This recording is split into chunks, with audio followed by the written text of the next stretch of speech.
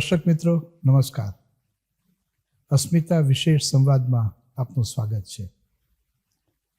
Gujarat વિશ્વકોશ trust અને સંતુલન રાજકોટને એક એવો વિચાર આવ્યો અને જેને અમે અમલમાં મૂક્યો, તેનું પરિણામ આ અસ્મિતા વિશેષ સંવાદ છે. અમને એમ થયું કે આજના યુવાનોને પ્રેરણા મળે એવી વ્યક્તિત્વ સાથે જો આપણે મુલાકાત કરીએ અને દીર્ઘ સંવાદ કરીએ તો એમના જીવનમાં એમણે જે સંઘર્ષો ખેડ્યા, એમણે જે સફળતાઓ મેળવી, જે અડચણો નિરાશાઓમાંથી પસાર થયા અને છતાં પણ નિશાન ચૂક માફ, નહીં માફ નીચું નિશાન, બકર ઠાકોરે જે કહેલું, એમનું સૂત્ર જે એમને કહેલું, એને સાર્થક રીતે જે લોકો જીવન જીવ્યા, એમની સાથે જો દીર્ઘ સંવાદ કરીએ તેમના જીવનમાંથી પ્રેરણા મળી શકે અને કંઈક ક્ષમતા અને રુચિ પ્રમાણે આપણે એમાંથી લાભ લઈ શકીએ. એના એક ભાગ તરીકે અમને ખૂબ આનંદ છે કે આજે આપણી વચ્ચે યુએસ સ્થિત કવિ, લેખક અને પબ્લિક એડમિનિસ્ટ્રેશનમાં બહુ મોટો જેમનું નામ છે તેવા શ્રી નટવર ગાંધી આપણી વચ્ચે છે. નટવરભાઈ, આપનું ખૂબ ખૂબ સ્વાગત કરું છું. ગુજરાત વિશ્વકોશ ટ્રસ્ટ અને સંતુલન રાજકોટ સંતુલન તરફથી. અને આજે આપણે એક દીર્ઘ સંવાદ કરીએ, આપના જીવન પ્રવાહ વિશે, જીવન વિશે જાણીએ, તમારા અનુભવો અને એમાંથી તમને મેળવેલા તારણો વિશે, તમારી અન્ય પ્રવૃત્તિઓ વિશે કરીએ, એવી અમારી ખાસ ઈચ્છા છે. નીતિનભાઈ, આપનો ખૂબ જ આભાર, વિશ્વકોશનો ખૂબ આભાર. મેં આગળ જણાવ્યું તેમ વિશ્વકોશમાં આવવું એ મારા માટે એક યાત્રા સ્થાને આવવું એવું છે. ધીરુભાઈ ઠાકરનું જે વિઝન હતું, જે દ્રષ્ટિ હતી, આર્ષ દ્રષ્ટિ હતી કે એક આવો કોઈ એન્સાઇક્લોપીડિયા ઊભો થઈ શકે, અહીંયા વિશ્વકોશ ઊભો છે કે ગુજરાતની અંદર, એને માટે કંઈ કરવું. અને સાચી રીતે તો કહીએ તો સંસ્કૃતમાં કહ્યું છે કે યેનત્વયા ભારત તૈલપૂર્ણ પ્રજ્વાલિતો જ્ઞાનમય પ્રદીપ. આ જ્ઞાનમય પ્રદીપ એમણે અહીંયા મૂક્યો છે આપણા બધા માટે. એટલે મારા માટે, ગુજરાતી સાહિત્ય રસિકો માટે, કોઈ પણ ગુજરાતી બૌદ્ધિક માટે આ એક તીર્થસ્થાન છે. અને એમાં મને આગળ વાત કરવાનો પ્રસંગ મળ્યો અને આજે આપણી સાથે મુલાકાત લેવાનો પ્રસંગ મળ્યો, એ હું મારું સદભાગ્ય માનું છું. નટવરભાઈ, ખૂબ ખૂબ આભાર આપના આવા બદલ. દર્શક મિત્રોને જણાવું કે એમણે આપણા માટે સમય ફાળવ્યો છે, એ માટે એમનો આપણે આભાર માનીએ. નટવરભાઈ કવિ, મેં પહેલાં કહ્યું એમ કવિ છે, લેખક છે. તેઓ વોશિંગ્ટન ડીસી ગવર્મેન્ટમાં ટેક્સ કમિશનર હતા 3 વર્ષ માટે, પછી 14 વર્ષ માટે ચીફ ફાઇનાન્શિયલ ઓફિસર હતા, જે કંઈક અંશે ફાઇનાન્સ મિનિસ્ટરને સમકક્ષ કહી શકાય એવી જગ્યાએ એ સ્થાને બિરાજમાન હતા. અને કિમિયાગર તરીકે એમણે જે રીતે વોશિંગ્ટન ડીસીનું ફાઇનાન્સ જે એક જંક બોર્ડ અને બહુ ખાડી ગયેલી આખી પરિસ્થિતિ હતી, એમાંથી એ બહાર લાવ્યા. એ બધી આપણે રોચક વાતો એમની પાસેથી સાંભળીશું. સાવરકુંડલામાં જન્મ થયો, એમના મોઢે વધારે આપણે સાંભળીશું. સાવરકુંડલાથી મુંબઈ ગયા, મુંબઈથી યુએસએ ગયા અને યુએસએમાં ત્યાંના શહેરમાંથી વોશિંગ્ટન ગયા. આ 3 પડાવો જે છે એ અગત્યના છે. આપણે એના વિશે એમની પાસેથી જ વધુ સાંભળીએ. નટવરભાઈ, તમારા બચપણથી વાત કરશો, ક્યાં તમારો જન્મ થયો, કૌટુંબિક સ્થિતિ, અભ્યાસ શરૂઆતનો ક્યાં થયો અને મુંબઈ સુધી જ્યાં સુધી પહોંચ્યા ત્યાં સુધી પહેલા તબક્કામાં વાત કરીએ. તમે જણાવ્યું એમ સાવરકુંડલા, સૌરાષ્ટ્ર, કાઠિયાવાડ એ જમાનાનું, એમાં મારો જન્મ થયો. અને એ સમયે બહુ નાનું ગામ હતું અને સારા અર્થમાં પ્રિમિટિવ ગામ ગણી શકાય. ત્યાં અમારે ત્યાં રનિંગ વોટર નહોતું. એટલે મને બરાબર યાદ છે કે મારા બા અને બહેનો ગામની નદી આગળ જઈને પાણી લઈ આવતા. રોડ્સ, સ્ટ્રીટ્સ કંઈ પેવ્ડ હતું નહીં, ઇલેક્ટ્રિસિટી પણ નહોતી.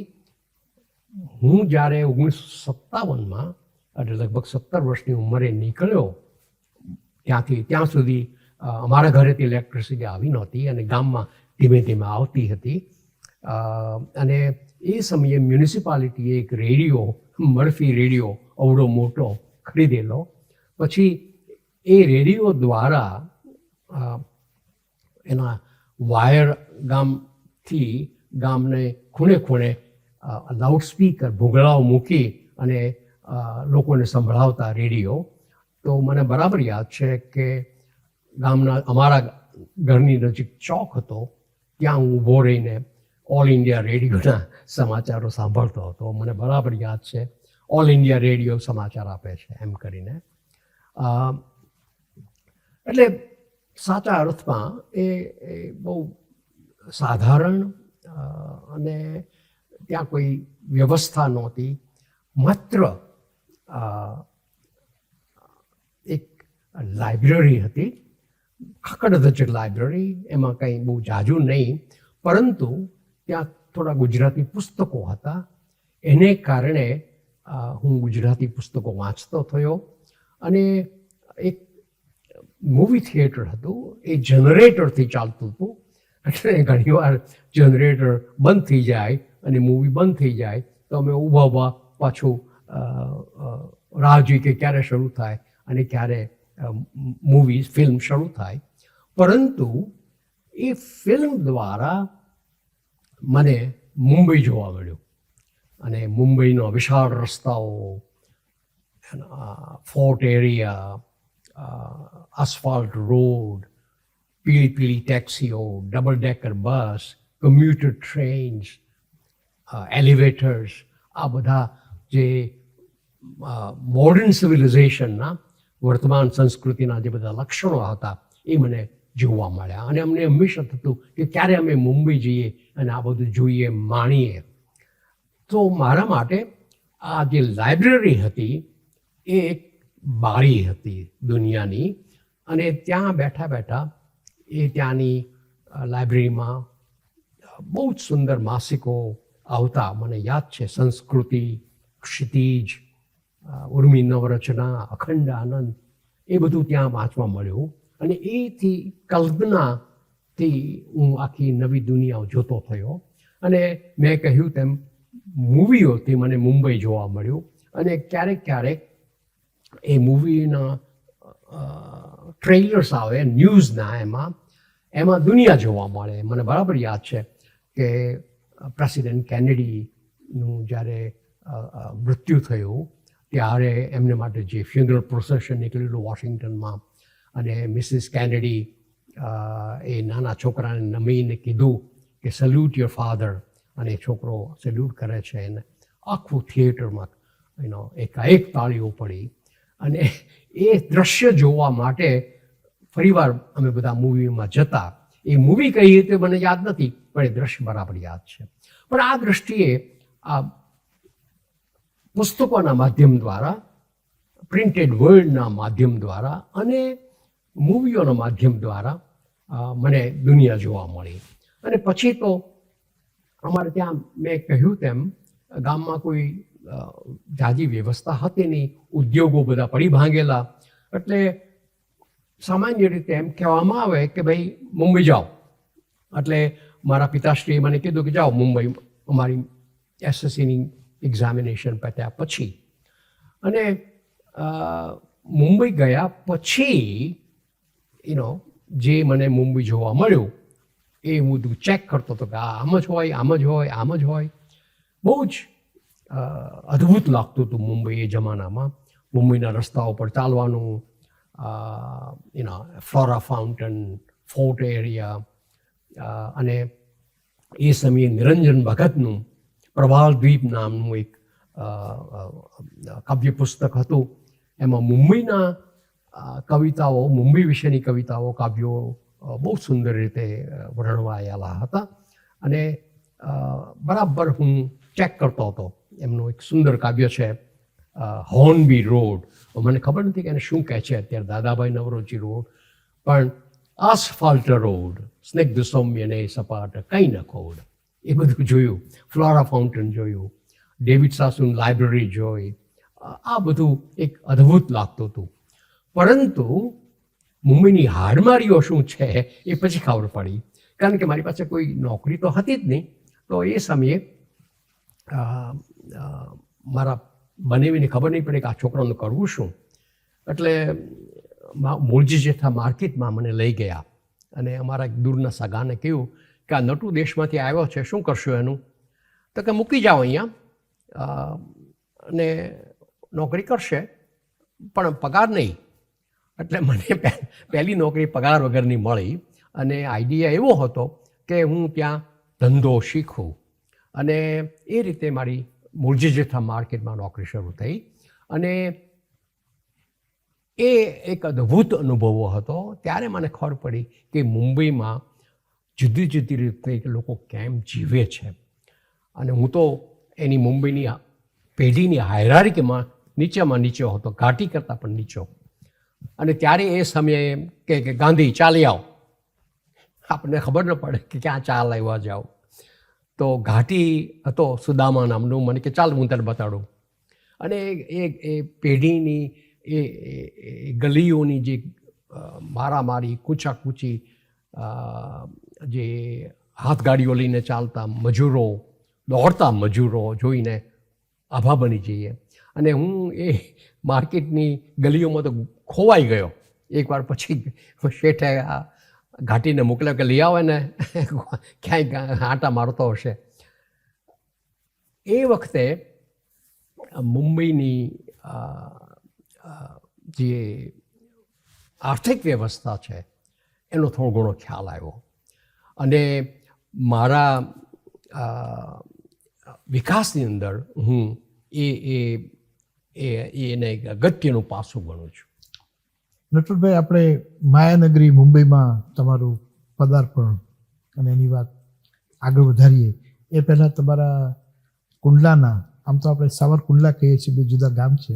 સાવર અને કુંડલાની વચ્ચે એક નદી વહે છે, બુડાપેસ્ટની જેમ. હા, બરાબર. પણ તમારા કુંડલાના કે સાવરકુંડલાના થોડાક અનુભવો કે તમારું સ્કૂલિંગ, તમે એક વસ્તુ કહી કે તમને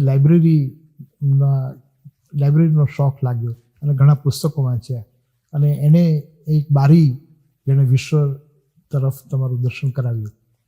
કઈ રીતે તમે પુસ્તકો તરફ વળ્યા? કયા પુસ્તકો વાંચવાની પસંદગી કઈ રીતે થઈ? સ્કૂલના કોઈ યાદગાર પ્રસંગો કંઈ હોય, કડવા મીઠા, એના વિશે થોડીક વાત કરીએ. હા, જરૂર. એ બહુ સાચો પ્રશ્ન છે અને સારો પ્રશ્ન છે. અમારે ત્યાં મુકુંદભાઈ પંડ્યા, સોરી, શિક્ષક હતા ગુજરાતીના. એ પહેલાં જ શિક્ષક એવા હતા કે જે MA ભણેલા હતા અને બહુ ચીપીને ગુજરાતી બોલે. અને એમના દ્વારા હું ગુજરાતી શીખ્યો. સદભાગ્યે મુકુંદભાઈ પંડ્યા આજે 101 કે 2 વર્ષ તેમને થયા, હજી જીવતા છે. અને મને જ્યારે અમારા સાવરકુંડલામાંથી અવોર્ડ કે માન સન્માન મળેલા ત્યારે એ હાજર હતા. પણ એ મુકુંદભાઈએ મને સાહિત્યનો એક મોટો ચિતાર આપ્યો.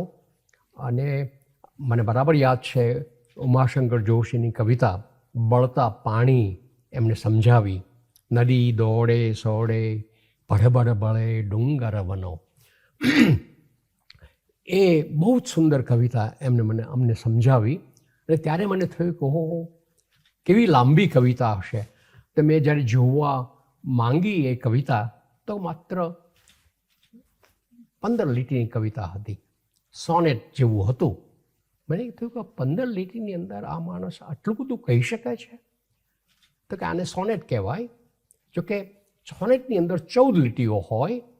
અને ઉમાશંકર જોશી જ્યારે અમેરિકા આવેલા ત્યારે એમની સાથે વાત થયેલી, તો મને કહે કે જુઓ, એમાં 15 લીટીઓ ભલે છે પણ એનું કલેવર સોનેટનું છે. એનું સ્ટ્રક્ચર, એનો આરોહ અવરોહ એક સોનેટનો છે. ત્યારથી મને છંદનો શોખ લાગ્યો. એટલે લાઇબ્રેરીમાં જઈને હું એ ઉમાશંકર જોશીનો કાવ્ય સંગ્રહ ગંગોત્રી લઈ આવ્યો અને એમાં આગળ વધ્યો, વાંચ્યું અને થયું કે ચાલો હું પણ કવિતા લખું. અને ત્યારથી મને આ છંદમાં કવિતા લખવાનો એક મોહ લાગ્યો, રંગ લાગ્યો. તો ત્યારે મેં પ્રયત્ન કરેલા ગુજરાતીમાં છંદમાં કવિતા લખવાના. અને મુકુંદભાઈ સમજાવેલું કે આ શિખરણી છંદ છે, પરંતુ અઘરામાં અઘરો છંદ છે, પૃથ્વી છંદ છે. એ સમયે બળવંતરાય ઠાકોરનો બહુ જ મહત્ત્વ હતું. એમણે પૃથ્વી છંદ પસંદ કર્યો કવિતા માટે, કારણ કે એમનું માનવું એમ હતું કે કવિતા ગાવાનો વિષય નથી, વાંચવા, વિચારવાનો, સમજવાનો વિષય છે. એટલા માટે પૃથ્વી છંદ છે એ ગેય નથી. હવે તો કે એમાં કવિતા લખો તો સાચા કવિ. અને એ સમયે એમ કહેવાતું કે કુમારમાં કવિતા તમારી છપાય, કુમારના પહેલે પાને, તો તમે કવિ સાચા. અત્યારે તો તમે કવિતા લખો અને ફેસબુક ઉપર મૂકો, ઇન્સ્ટન્ટલી તરત જ 150-200 લાઈક આવી જાય. એ શક્ય નહોતું. કુમારમાં કવિતા છપાવવી બહુ મોટી મુશ્કેલી વાત હતી. પરંતુ એ બધા ઊંચા ધોરણોને કારણે કવિતા માટે મને એક પ્રકારની આશા બંધાઈ કે હું પણ એવા ઊંચા ધોરણો સિદ્ધ કરું.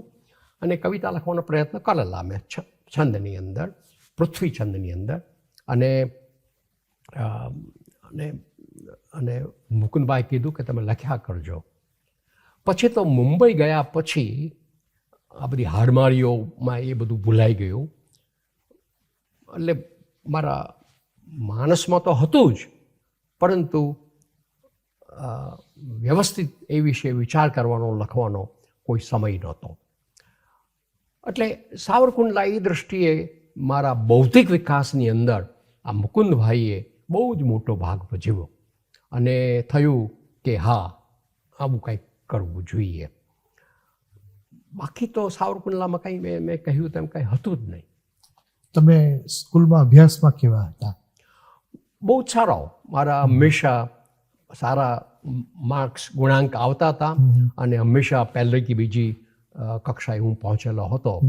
અને જે SSC એ જમાનામાં કહેવાતી, એમાં હું ફર્સ્ટ ક્લાસમાં આવેલો, એ મને બરાબર યાદ છે. એને કારણે મને મુંબઈની અંદર સારી કોલેજમાં એડમિશન મળી શકેલું. એ વખતનું શિક્ષણનું ધોરણ અને વ્યાપ બહુ ઓછો હોવાને છતાં પણ કુંડલામાંથી મુંબઈ જનારા વિદ્યાર્થીઓ SSC પાસ કરીને જનારા બહુ ઓછા હશે. કારણ કે આવું મહત્વ જ નહોતું કોલેજમાં જવાનું. મેં કહ્યું તેમ મારા પિતાશ્રીનો આશય એ હતો કે હું કંઈ કોલેજમાં ન જાઉં, નોકરીએ ચડું મૂળજી જેઠા માર્કેટની, અને ત્યાં હું પૈસા કમાવાનું શરૂ કરું. અને છેવટે પૈસા કમાવું અને મારા બીજા ભાઈઓ છે, બહેનો છે, કુટુંબને ત્યાં મુંબઈ બોલાવવું. આ અમારો રિવાજ હતો. કુટુંબના બીજા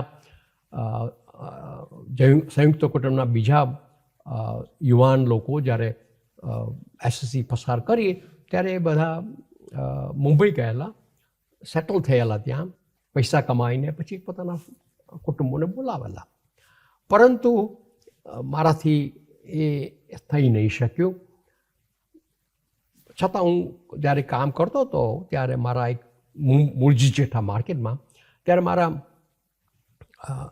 ફઈના દીકરા ભાઈ આવ્યા મને લેવા માટે કે ચાલ મારે તને કોલેજમાં દાખલ કરવો છે. મેં કીધું મારે કોલેજમાં જવું નથી, મારે તો માર્કેટમાં કામ કરવું છે. મને કંઈક મૂર્ખ માર્કેટમાં હોતા હશે. મેં કીધું હું માર્કેટમાં હઈશ અહીંયા તો પૈસા કમાઈશ આ શેઠની જેમ, મારે શેઠ થવું છે. મને કે આ માર્કેટમાં જો કેટલા ગુમાસ્તા છે, કેટલા મહેતાજી છે, ને કેટલા શેઠ છે. એ તો બધા હજારોની સંખ્યામાં છે, શેઠ કેટલા છે? એટલે એ બધા શેખ ચલ્લીના સપનાઓ છે, મૂકી દે, કોલેજમાં જા, બીકોમ કર અને સારી નોકરી લે, એમાંથી તને ધંધો જાણવાનો મળશે અને પછી તું તારા મા બાપને, બહેનોને, ભાઈઓને મુંબઈ બોલાવી શકીશ. મને એમ હતું કે હું કોલેજમાં જઈને ગુજરાતી સાહિત્યનો અભ્યાસ કરીશ. મેં મનસુખલાલ ઝવેરી એ સમયે બહુ જ પ્રખ્યાત વિવેચક હતા, પરંતુ બહુ જ સારા કોલેજ પ્રોફેસર હતા. મને એમ કે હું એમની આગળ જઈને ગુજરાતી સાહિત્ય શીખીશ. એમણે મને કીધું કે ભાઈ સાહિત્ય ન શીખાય, એમાં તારે નોકરી કોણ આપવાનું છે, અકાઉન્ટિંગ લે. ત્યારથી હું બીકોમ માં દાખલ થયો અને કારણ કે મારા માટે બધા પૈસા આપવાના હતા, મારી આગળ તો કોઈ પૈસા હતા જ નહીં, તો એ દૃષ્ટિએ હું બીકોમ અકાઉન્ટિંગમાં દાખલ થયો. અને વિધિની વિચિત્રતા કે વિશિષ્ટતા એ છે કે જ્યારથી એ મેં અકાઉન્ટિંગનો અભ્યાસ શરૂ કર્યો ત્યારથી માંડીને મારી બધી જ ડિગ્રીઓ અકાઉન્ટિંગમાં રહી અને MBA કર્યું, બીકોમ, MBA, PhD કર્યું એ પણ અકાઉન્ટિંગમાં જ. એ વાત રતિભાઈની વાત સાવ સાચી હતી કે અકાઉન્ટિંગમાં કે જો તું ડિગ્રી લઈશ તો તને નોકરીનો કોઈ દિવસ વાંધો નહીં આવે. અને મને નોકરીનો કોઈ દિવસ વાંધો આવ્યો નથી. કોઈ દિવસ એમ નથી થયું કે મને કોણ જોબ આપશે. અમેરિકાની અંદર પણ અકાઉન્ટિંગ લીધેલું હોય તરત જ જોબ મળે અને અકાઉન્ટિંગ PhD પણ તમને સારી યુનિવર્સિટીમાં કે હા આવી જાઓ. આમ મારો શોખ સાહિત્યનો પણ મારો વ્યવસાય, કરિયર, કારકિર્દી એ બધું અકાઉન્ટિંગમાં જ થયું. એટલે જે કાંઈ સાહિત્ય હતું એ સાંજમાં અને કરિયર, કારકિર્દી આખો દિવસ જે માથાકૂટ કરવાની હતી એ અકાઉન્ટિંગની સાથે હતી. આમ તો બેસ્ટ ઓફ બોથ વર્લ્ડ કહી શકાય એવું કંઈક અંશે થયું, એમ પણ કહી શકાય. પણ એટ ધ સેમ ટાઈમ મને હંમેશા એમ થયા કર્યું છે કે કદાચ મેં જો સાહિત્યમાં મેજર કરેલું હોત, એમાં જો હું ભણ્યો હોત તો કદાચ મોટો લેખક થઈ શક્યો હોત. અને છતાં તમારી વાત સાવ સાચી છે કે સાહિત્યની બહાર નીકળીને, ગુજરાતી સાહિત્યની બહાર નીકળીને મને આખી દુનિયા જોવા મળી. અને ખાસ કરીને મુંબઈમાં આવવાથી મને દુનિયાનો ખ્યાલ આવ્યો. ખાસ કરીને મુંબઈની અંદર ડેવિડ સાસુન લાઇબ્રેરીમાં હું હંમેશા જતો અને ત્યાં દુનિયા આખીના માસિકો, સમાચાર પત્રો, છાપાઓ જોવા મળતા.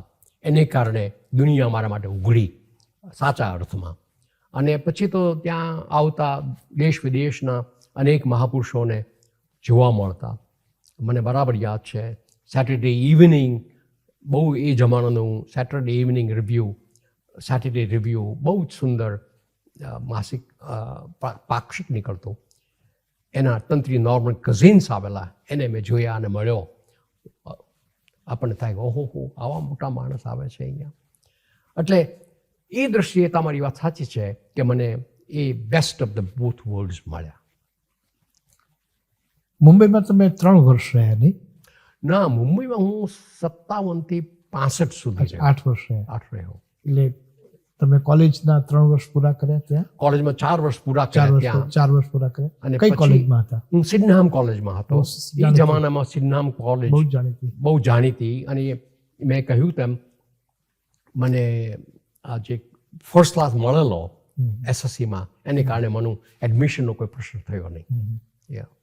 અને 4 વર્ષ બાદ એ દરમિયાન પણ તમે કોઈ પ્રવૃત્તિ કરતા? હા, કારણ કે મારી પાસે પૈસા તો હતા જ નહીં. એટલે હું ટ્યુશન ભરવા માટે, મારો નિર્વાહ કરવા માટે ટ્યુશન કરતો, ટ્યુટોરિયલ કરતો.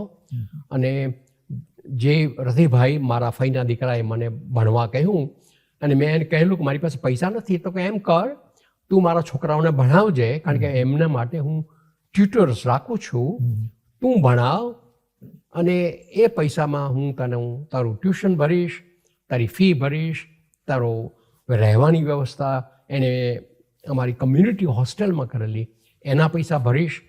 એટલે એ દૃષ્ટિએ હું 4 વર્ષ આ ટ્યુટરિંગ કરતો હતો એમના છોકરાઓનું, અને બીજું થોડું આડું કામ કરતો હતો અને અભ્યાસ પણ કરતો હતો. એ દરમિયાન કોઈ બીજી ઇતર પ્રવૃત્તિઓમાં ભાગ લેવાનો સમય મળતો? રાઈટ. એ વખતે મુરલી ઠાકુર કરીને અમારા ગુજરાતીના પ્રોફેસર હતા. એમને સ્વાભાવિક રીતે ગુજરાતી સાહિત્યનો શોખ, કારણ કે પોતે કવિ હતા, એટલે એમની દ્વારા પણ કવિતામાં આગળ વધ્યો. પરંતુ એ બધું મને ધીમે ધીમે ખ્યાલ આવ્યો કે એનું કોઈ જાજુ મહત્ત્વ નથી તમારી કારકિર્દી માટે, તમારા આર્થિક વિકાસ માટે, તમારા માનસિક વિકાસ માટે, તમારા રસ માટે. એ બધું સારું, પરંતુ અગત્યની વાત તો સારી નોકરી મેળવવી જોઈએ. એવી નોકરી મળવી જોઈએ કે જેમાં તમને તમારું ભવિષ્યનો વિકાસ થઈ શકે. દુર્ભાગ્યે એ જમાનામાં જોબ જ હતા નહીં મુંબઈની અંદર. બહુ જ મુશ્કેલી પડી કે બીકોમમાંથી આવી મોટી સારી કોલેજમાંથી મને ડિગ્રી મળી, છતાં જોબ માટે બહુ જ મુશ્કેલી પડી. એટલી મુશ્કેલી પડી, અને એ સમયે અફોર્ડેબલ હાઉસિંગ, રહેવાની જગ્યા જ નહોતી. નાની ઓરડી માટે પણ બહુ જ માથાકૂટ કરવી પડતી હતી, અને મને એ પણ નહીં મળી શકી.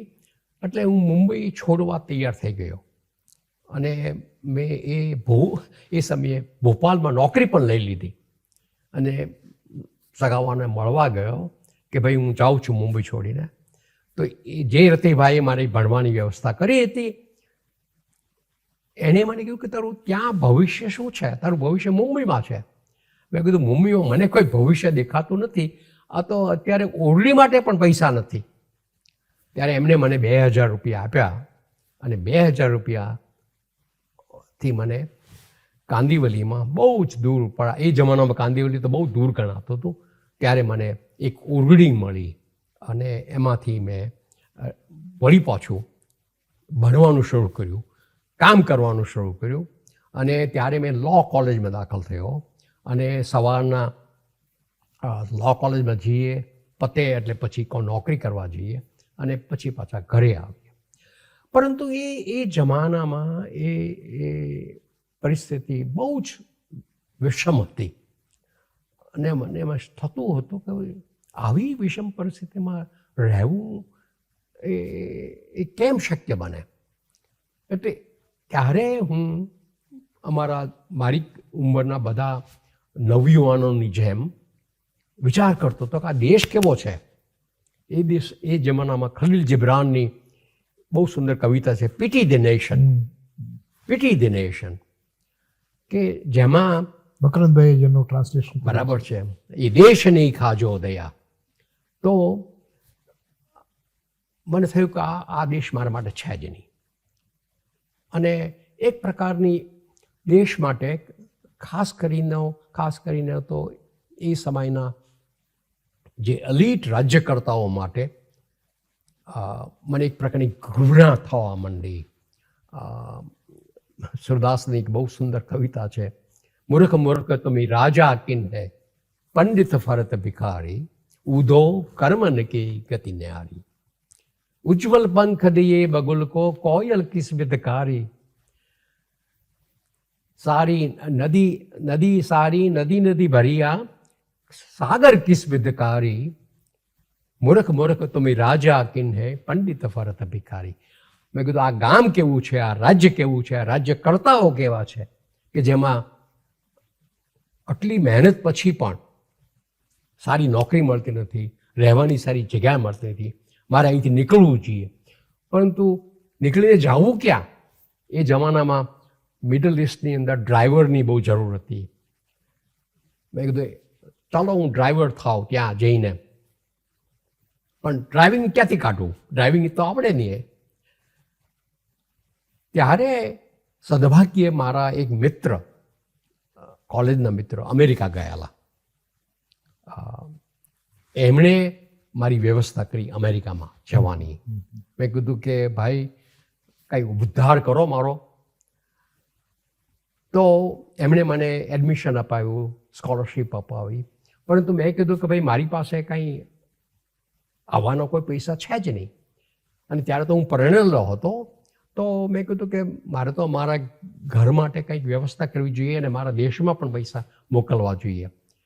તો કે એમ કર, તું અહીંયા હું તને નોકરી અપાવી દઈશ, નોકરી કરજે, એમાંથી જે પૈસા મળે એમાંથી તું મુંબઈ મોકલજે, દેશમાં મોકલજે. પણ મેં કીધું આવવાના પૈસા નથી, એરલાઇનની ટિકિટના. તો એમણે એક ફાઉન્ડેશનમાં કીધું કે ભાઈ young man wants to come to America, please help him. તો ફાઉન્ડેશને મને એરલાઇનની ટિકિટ આપી હતી. એ જમાના golden days of American education. હવે તો એવું કંઈ બને નહીં. એટલે મને ભણું ઉપરાંત ઇન્ટર્નશીપમાં સ્કોલરશીપ મળી, ત્યાં નોકરી કરવાની મળી. અને એ નોકરીનો પગાર એટલો હતો કે જેમાં હું મારું તો ચલાવું, દેશમાં મોકલું અને મારી પત્નીને મુંબઈમાં મોકલું અને ઉપરથી ભણું. આ બધું મેં કીધું આ દેશ કેવો સારો છે. અને પરંતુ એ નવીનભાઈ જાડેજા મારા મિત્ર, અત્યારે તો સ્વર્ગસ્થ છે, હું એમનો બહુ જ આભારી છું. એમને મારું પહેલો કાવ્ય સંગ્રહ અમેરિકા મેં એમને અર્પણ કરેલો હતો. ભટકતો નિજ દેશ દુઃખે ભર્યો, તમે નવીન દેશથી પકડી હાથ તાર્યો મને. વાહ. આમ એને ખરેખર મારી જિંદગીમાં મહાન પરિવર્તન કર્યું અને એમનો હું સદાય ઋણી રહીશ. એ જ પ્રમાણે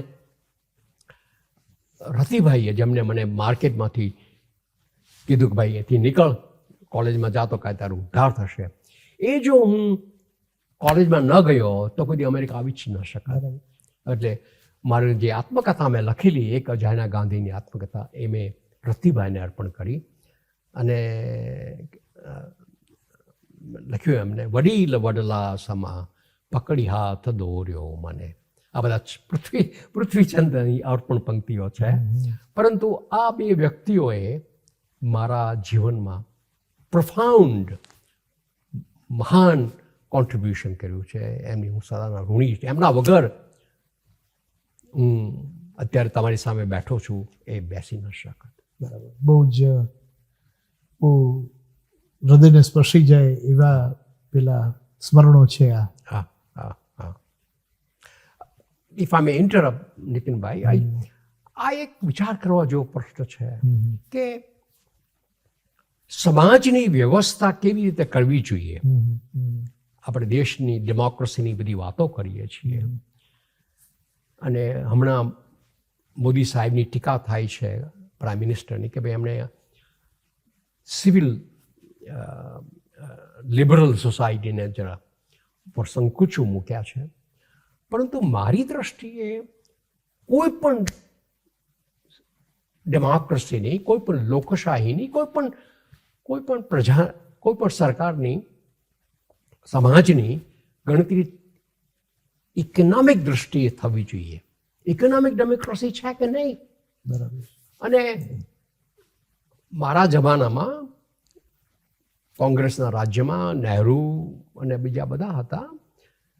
ડેમોક્રેસી જરૂર હતી જ, પરંતુ સામાન્ય માણસની શું દશા છે એ જમાનામાં 5 years પ્લાન આવે ને જાય, પણ સામાન્ય માણસની પરિસ્થિતિ શું છે? અને મને બહુ જ એક પ્રકારની બિટરનેસ રહેલી. એવું નહોતું કે મારે કંઈ કામ નહોતું કરવું.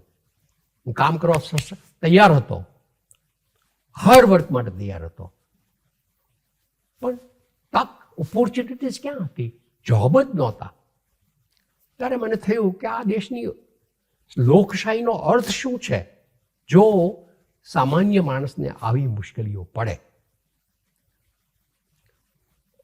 એટલે મને બહુ શ્રદ્ધા નહોતી એ લોકશાહીમાં કે જ્યાં, અને નથી, હજી પણ નથી, કે જ્યાં સામાન્ય માણસની પરિસ્થિતિમાં કોઈ સુધારો ન થયો હોય. એટલે બહુ સિનિકલ છું આ બાબતની અંદર, સ્કેપ્ટિકલ છું આ બધા લોકો લોકશાહીની વાતો કરે છે ત્યારે. લોકશાહી કદાચ આવશ્યક હોય પણ એ પૂરતી નથી. It is necessary but it is not adequate. બરાબર. એ એડિક્વસીની વાત ત્યારે જ આવે જ્યારે આર્થિક રીતે પણ લોકોનું જે એમનું જે પોટેન્શિયલ હોય, એમની જે ક્ષમતા હોય એ રીતે માણસને કામ કરવાની તક ન મળે તો કંઈક બહુ જ મોટું ખૂટે છે અને એને પૂરું કરવું જ રહ્યું. એ સિવાય એનો એકલી લોકશાહીનો અર્થ નથી. એ આપની વાત સાચી છે, બિલકુલ સાચી વાત છે. તમે કીધું બરાબર છે. Necessary condition but not sufficient. Not sufficient condition. Right right એ રાઈટ. પૂરું કરવું એ વગર અધૂરું છે, અધૂરું છે. માત્ર એકનો અર્થ નથી. Right right. એ વાત સાચી છે આપની. તો મુંબઈમાં આપ આ રીતે લગભગ 7 વર્ષ રહ્યા અને પછીથી ત્યાંથી પછી તો અમેરિકા ગયા પછી તો મને ખાતરી જ હતી કે એ દેશમાં હું આગળ વધીશ જ. કારણ કે મેં એ જમાનામાં ત્યાં બેઠા બેઠા, મુંબઈમાં બેઠા બેઠા અમેરિકાના બહુ સ્વપ્નાઓ સેવેલા. અમારે ત્યાં ચર્ચગેટની બાજુમાં યુસીસ લાઇબ્રેરી હતી, યુનાઇટેડ સ્ટેટ્સ ઇન્ફોર્મેશન સિસ્ટમ. એ લાઇબ્રેરીમાં જઈને હું જોતો અમેરિકન મેગેઝિન્સ, અમેરિકન ચોપડીઓ. ધ બોટમ લાઇન અથવા જો અમેરિકાનો જો કોઈ સારાંશ કાઢવો હોય તો કહી શકાય, and immigrant with skill America is heaven. તમારે જો અમેરિકામાં કામ કરવું છે અને તમારી પાસે એવી કુશળતા છે, કોઈક સ્કિલ છે, દેન અમેરિકા ઇઝ હેવન. એટલે અત્યારે એ વાત અત્યારે પણ સાચી છે. ભલે અમેરિકા વિશે ઘણું કહેવાય છે અને અમેરિકાનો પોતે જ અમેરિકાની ટીકા કરે છે, આમ નથી, આમ નથી, આમ નથી, બધી જ વાત સાચી. પરંતુ જે માણસને અમેરિકામાં કામ કરવું છે એને કોઈ વાંધો નથી. આ એક અગત્યની વાત છે અમેરિકા માટે. અને મને ખાતરી જ હતી કે હું અમેરિકા જઈને સિદ્ધિ મેળવીશ જ. અને જતા વખતે પહેલાં હું સજ્જ હતો. જ્હોન ગન્થર નામના એક જર્નલિસ્ટ હતા, એમની ચોપડી ઇનસાઇડ બુક્સ કહેવાતી, ઇનસાઇડ અમેરિકા નામની મોટું થોથું હતું, એ મેં વાંચેલું. અને મને જતી વખતે બધી જ ખબર. જે મોટાભાગના આપણા ભારતીય વિદ્યાર્થીઓ ત્યાં જાય બધા ભોળા, એમને કાંઈ ખબર નહીં અમેરિકા શું છે. નો, આઈ વોઝ વેલ વર્સ્ડ. અમેરિકાની બધી મને ખબર હતી. એટલે મને અમેરિકા કોઈ વાંધો આવ્યો જ નહીં. અને ત્યાં પછી MBA થયા પછી આગળના આગળ વધતું, પછી કે ચાલો PhD કરો. PhD થયો, પછી કે સારી યુનિવર્સિટીમાં જાઓ, ત્યાં ગયો. પછી કંઈક મને હંમેશા વોશિંગ્ટનનું બહુ જ મહત્ત્વ હતું. જ્યારે પહેલી ગાડી લીધી, પહેલું કામ મેં કર્યું એ વોશિંગ્ટન જવાનું કર્યું. અને ત્યાં વોશિંગ્ટનની અંદર પેન્સિલ્વેનિયા એવન્યુમાં તમે જાઓ, કોંગ્રેસમાં જાઓ, વ્હાઇટ હાઉસમાં જાઓ. અને ત્યારે તો 9/11 પહેલાંના આ દિવસોમાં બધું ઓપન હતું, તો તમે કોંગ્રેસના હિયરિંગ્સમાં જઈને બેસી શકો. મને બરાબર યાદ છે, સેનેટર ફુલબ્રાઇટ ત્યારે વિયેટનામના હિયરિંગ્સ ચલાવતા હતા, તો હું ત્યાં જઈને બેઠો. માની ન શક્યો કે અત્યારે હું કોંગ્રેસમાં બેઠો. Dean Rusk testified, secretary of state testified કરતા હતા. આઈ રિમેમ્બર ચેઇન સ્મોકર હતા અને કેન્ટ સિગરેટ વાપરતા હતા. તો કેન્ટ સિગરેટ એની બાજુમાં પડી હોય અને એના વેરી ડાવર બુદ્ધા લાઈક ફેસની અંદર ધીમે ધીમે ધીમે જવાબ આપતા જાય. નો પેશન, નથિંગ. એ મને બરાબર યાદ છે હજી. અને ત્યાં તમે, મારા કોઈ વિઝિટર આવે તો હું લઈ જતો હતો કોંગ્રેસમાં. ઉપર જઈને તમે જઈ શકો અને તમે પેન્સિલ્વેનિયા એવન્યુ જોવો વેસ્ટવર્ડ, અને ત્યાં એક બાજુ તમને વ્હાઇટ હાઉસ બતાય, બીજી બાજુ અમેરિકાના મહાન પ્રમુખોના સ્મારકો છે, લિંકન મેમોરિયલ સામે દેખાય, વોશિંગ્ટન મોન્યુમેન્ટ દેખાય, જેફરસન દેખાય, અને કરંટ પ્રેસિડેન્ટ વ્હાઇટ હાઉસમાં બેઠા હોય. એ વખતે મને થયું કે હું સ્વર્ગમાં પહોંચી ગયો છું. એવું થયેલું. અને અમેરિકામાં મુશ્કેલીઓ તો ઘણી છે જ, અને મને પડી જ બધાની જેમ. પરંતુ મને એક શ્રદ્ધા હતી કે અહીંયા મારી કિંમત થવાની જ છે, અને થઈ જ. મારે વોશિંગ્ટનમાં જેને કામ કરવું હતું, તો મને વોશિંગ્ટનની અંદર ફેલોશિપ મળી, અને 1 વર્ષ કામ કરવાની. તો ત્યાં જઈને મેં જનરલ એકાઉન્ટિંગ ઓફિસ, આમની કમ્પ્ટ્રોલર જનરલની ઓફિસ ગણાય, ત્યાં મેં કામ કર્યું. અને ત્યાં ટેક્સેશનનો અભ્યાસ કર્યો, અને કોંગ્રેસની જે ટેક્સ રાઇટિંગ કમિટી કહેવાય, ways and means and finance committee, એમની સાથે મેં કામ કર્યું. અને ઇન્સ્યોરન્સ કંપનીનું ટેક્સેશન કેમ કરવું એનો અભ્યાસ કર્યો. અને એમાં મેં સજેશન કર્યું, સૂચનો કર્યા કે ભાઈ આમ કરો તો તમારી રેવન્યુ વધે. તો એ જે રેકમેન્ડેશન હતા, એ બધી સૂચનાઓ હતી, એનો અમલ થયો. કોર્પોરેશન લેજિસ્લેશન એનેક્ટ થયા, કાયદા સુધર્યા, અને $7 બિલિયન એડિશનલ રેવન્યુ એમાંથી ઉત્પન્ન થયું. So for a while I was known as a $7 billion man. એટલે મને આ હંમેશા આશ્ચર્ય આજે પણ છે જ કે કોઈ નવો માણસ આવે છે અમેરિકાની અંદર, અને એની પાસે જો કોઈ કોન્ટ્રીબ્યુશન કરવાની તક મળે છે તો કે યસ ડુ ઇટ. અને મને એ તક દ્વારા આખી ઇન્ડસ્ટ્રીના ટેક્સેશન કેમ બદલાવી શકાય એ હું જાણી શક્યો અને કરી શક્યો. અને એમાંથી મારી જે એક ટેક્સ એક્સપર્ટ તરીકેની જે કારકિર્દી હતી આગળ વધી. મને એ ટેક્સ સર્કલની અંદર હું જાણીતો થયો. એટલે વોશિંગ્ટન ડીસીનું ગવર્મેન્ટ કથળી ગયેલી હતી, એને સુધારવાની જરૂર હતી. તો એ સમયે એ લોકો ટેક્સ કમિશનરની શોધમાં હતા. ત્યારે કોંગ્રેસમાં કીધું કે ભાઈ આ માણસને ખબર છે કેમ કરવું ટેક્સ એડમિનિસ્ટ્રેશન. તો મારી ટેક્સ એડમિનિસ્ટ્રેટર તરીકેની મારી નિમણૂક થઈ. એટલે આ દૃષ્ટિએ ક્રમે હું આગળ વધતો ગયો. ટેક્સ કમિશનર તરીકેના વર્ષો 3 વર્ષ તમે રહ્યા. હાજી. 97 થી 2000. હાજી. બહુ રસપ્રદ વર્ષો હશે. હા, કારણ કે પહેલી જ વાર મને એક ઝાઝા ફલક ઉપર કામ કરવાની તક મળી, અને મારા હાથ નીચે 600 માણસ કામ કરતા હતા એ ટેક્સ ઓફિસના. એટલે પહેલી વાર મને મેનેજરિયલ એક્સપિરિયન્સ આવી કક્ષાનો મળ્યો, અને એ અદ્ભુત અનુભવ હતો.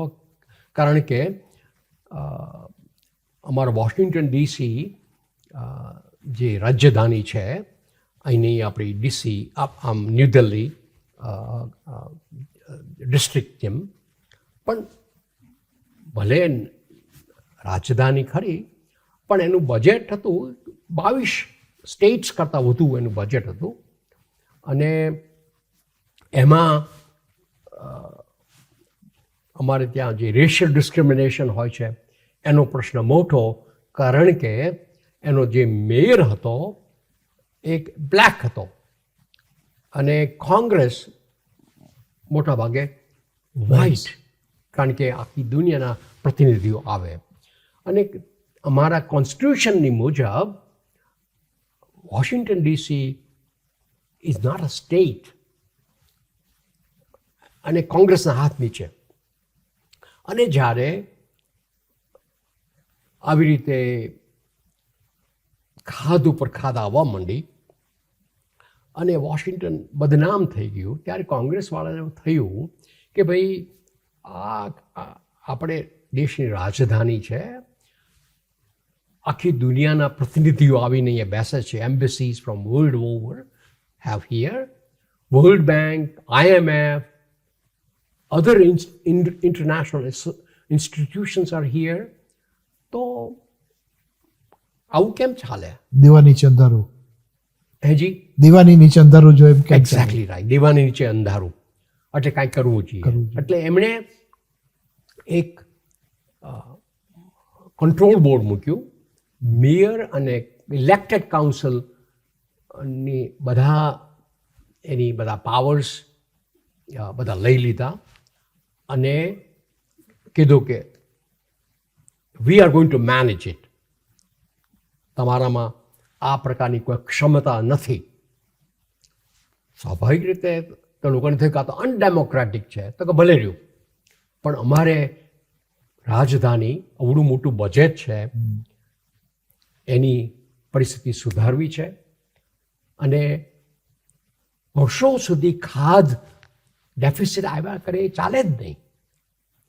ત્યારે એક કંટ્રોલ બોર્ડ મૂકાણું, એમાં ઇન્ડિપેન્ડન્ટ ચીફ ફાઇનાન્શિયલ ઓફિસરની વ્યવસ્થા કરવામાં આવી અને ઇલેક્ટેડ લીડરશીપ મેયર અને કાઉન્સિલના હાથમાંથી બધી ફાઇનાન્શિયલ અને અન્ય પાવર્સ જ્યુરિસ્ડિક્શન લઈ લીધા.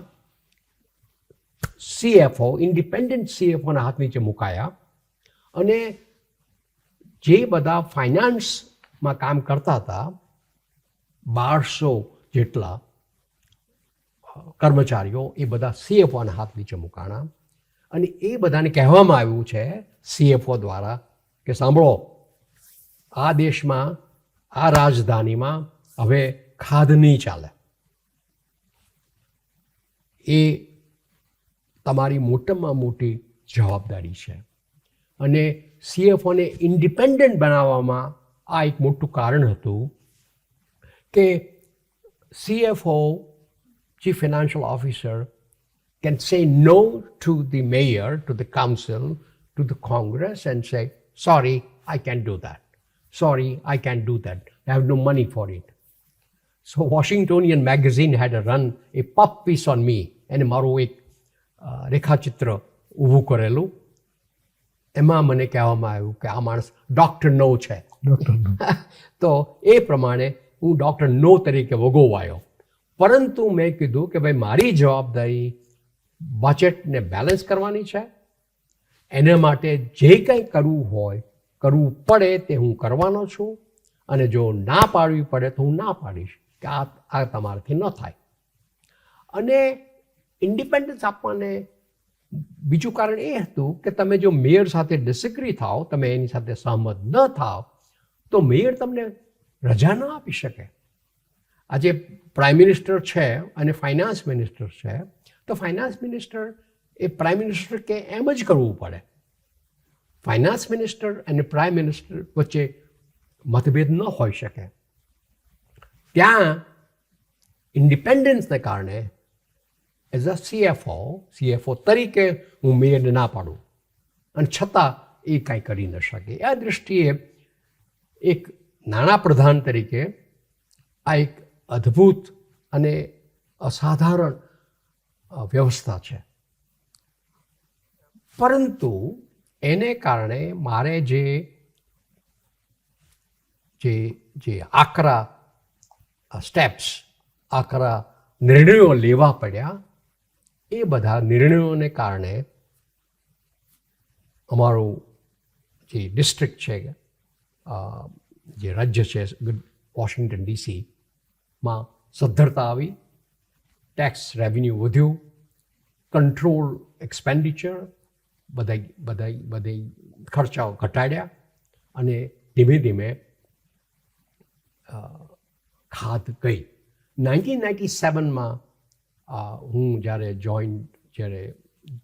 ડિસ્ટ્રિક્ટમાં મેં મારું કામ શરૂ કર્યું, પહેલાં 3 વર્ષ તમે કીધું એમ ટેક્સ કમિશનર તરીકે, પછી બીજા 14 વર્ષ CFO તરીકે, ક્યારેય ખાદ આવી નથી. કારણ કે મને ખબર છે કે જ્યારે કોઈ ખાદ આવી, ડેફિસિટ આવી અને હું કોંગ્રેસમાં જેને કહું કે આઈ હેવ અ ડેફિસિટ, મારો જોબ ગયો.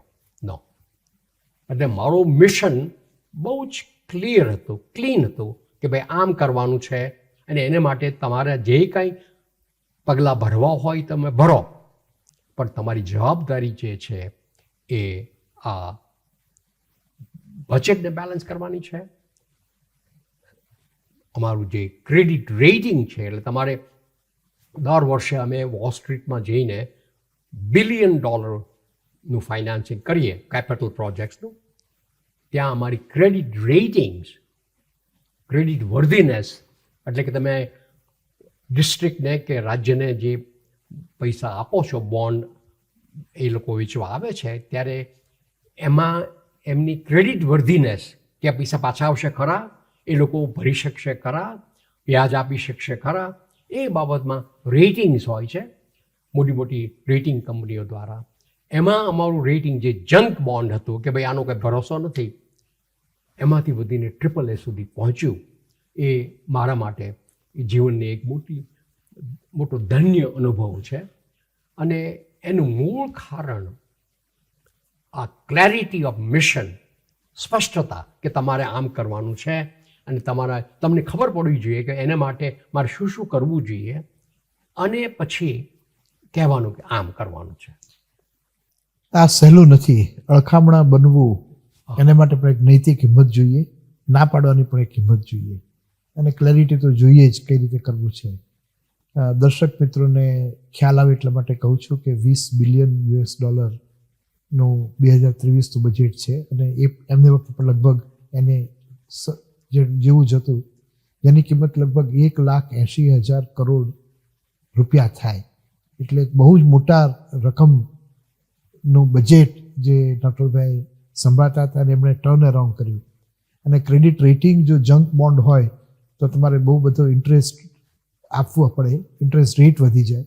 અને જો ક્રેડિટ રેટિંગ સારું હોય તો તમારે ઓછો વ્યાજ આપવું પડે, ઇન્ટરેસ્ટ આપવું પડે, ડિવિડન્ડ આપવું પડે. એટલે એ રીતે પણ બહુ મોટો ફાયદો થાય ક્રેડિટ રેટિંગ વધવાને કારણે. એક બહુ જ ઇટ્સ એ સક્સેસ સ્ટોરી. એ કેવિયાગર તરીકે તમે આખેને જે સુલટાવ્યું એને કારણે તમને ઘણી તમારી પ્રતિષ્ઠા પણ વધી, તમને ઘણા બધા એવોર્ડ્સ પણ મળ્યા. એના વિશે થોડીક વાત કહેશો? હાજી, એ વાત સાવ સાચી છે કે આ કામ કરવાને કારણે કે જે વોશિંગ્ટન ડીસીની મથરાવટી મેલી હતી, અથવા એમ કહો કે એની રેપ્યુટેશન બહુ જ ખરાબ હતું, એ ધીમે ધીમે આગળ વધ્યું, સારું થયું. અને વોલ સ્ટ્રીટમાં ત્યાં અમારી કોઈ દરકાર નહોતી થતી, પરાયા, ત્યાં અમારી પ્રતિષ્ઠા વધી. તમે કહ્યું તેમ અમારું રેટિંગ્સ વધ્યું, અને લોકોને થઈ ગયું વાવ, આ એક બહુ સારી વાત થઈ છે. અને કેવી રીતે થયું? આ ઇન્ડિપેન્ડન્ટ CFOને કારણે. કારણ કે મેયર અને કાઉન્સિલ એ લોકોને તો ઇલેક્શન લડવાના હોય, અને ઇલેક્શન લડવા હોય તો તમે એમ ન કહી શકો કે ભાઈ હા ટેક્સ વધશે, કે તમે આ ખર્ચો નહીં કરી શકો. નો, ઇલેક્શન લડવાના હોય તો ટેક્સ ઓછો થશે અને તમે આ પૈસો ખર્ચ કરી શકશો. એ CFO તરીકે હું ના પાડી શક્યો.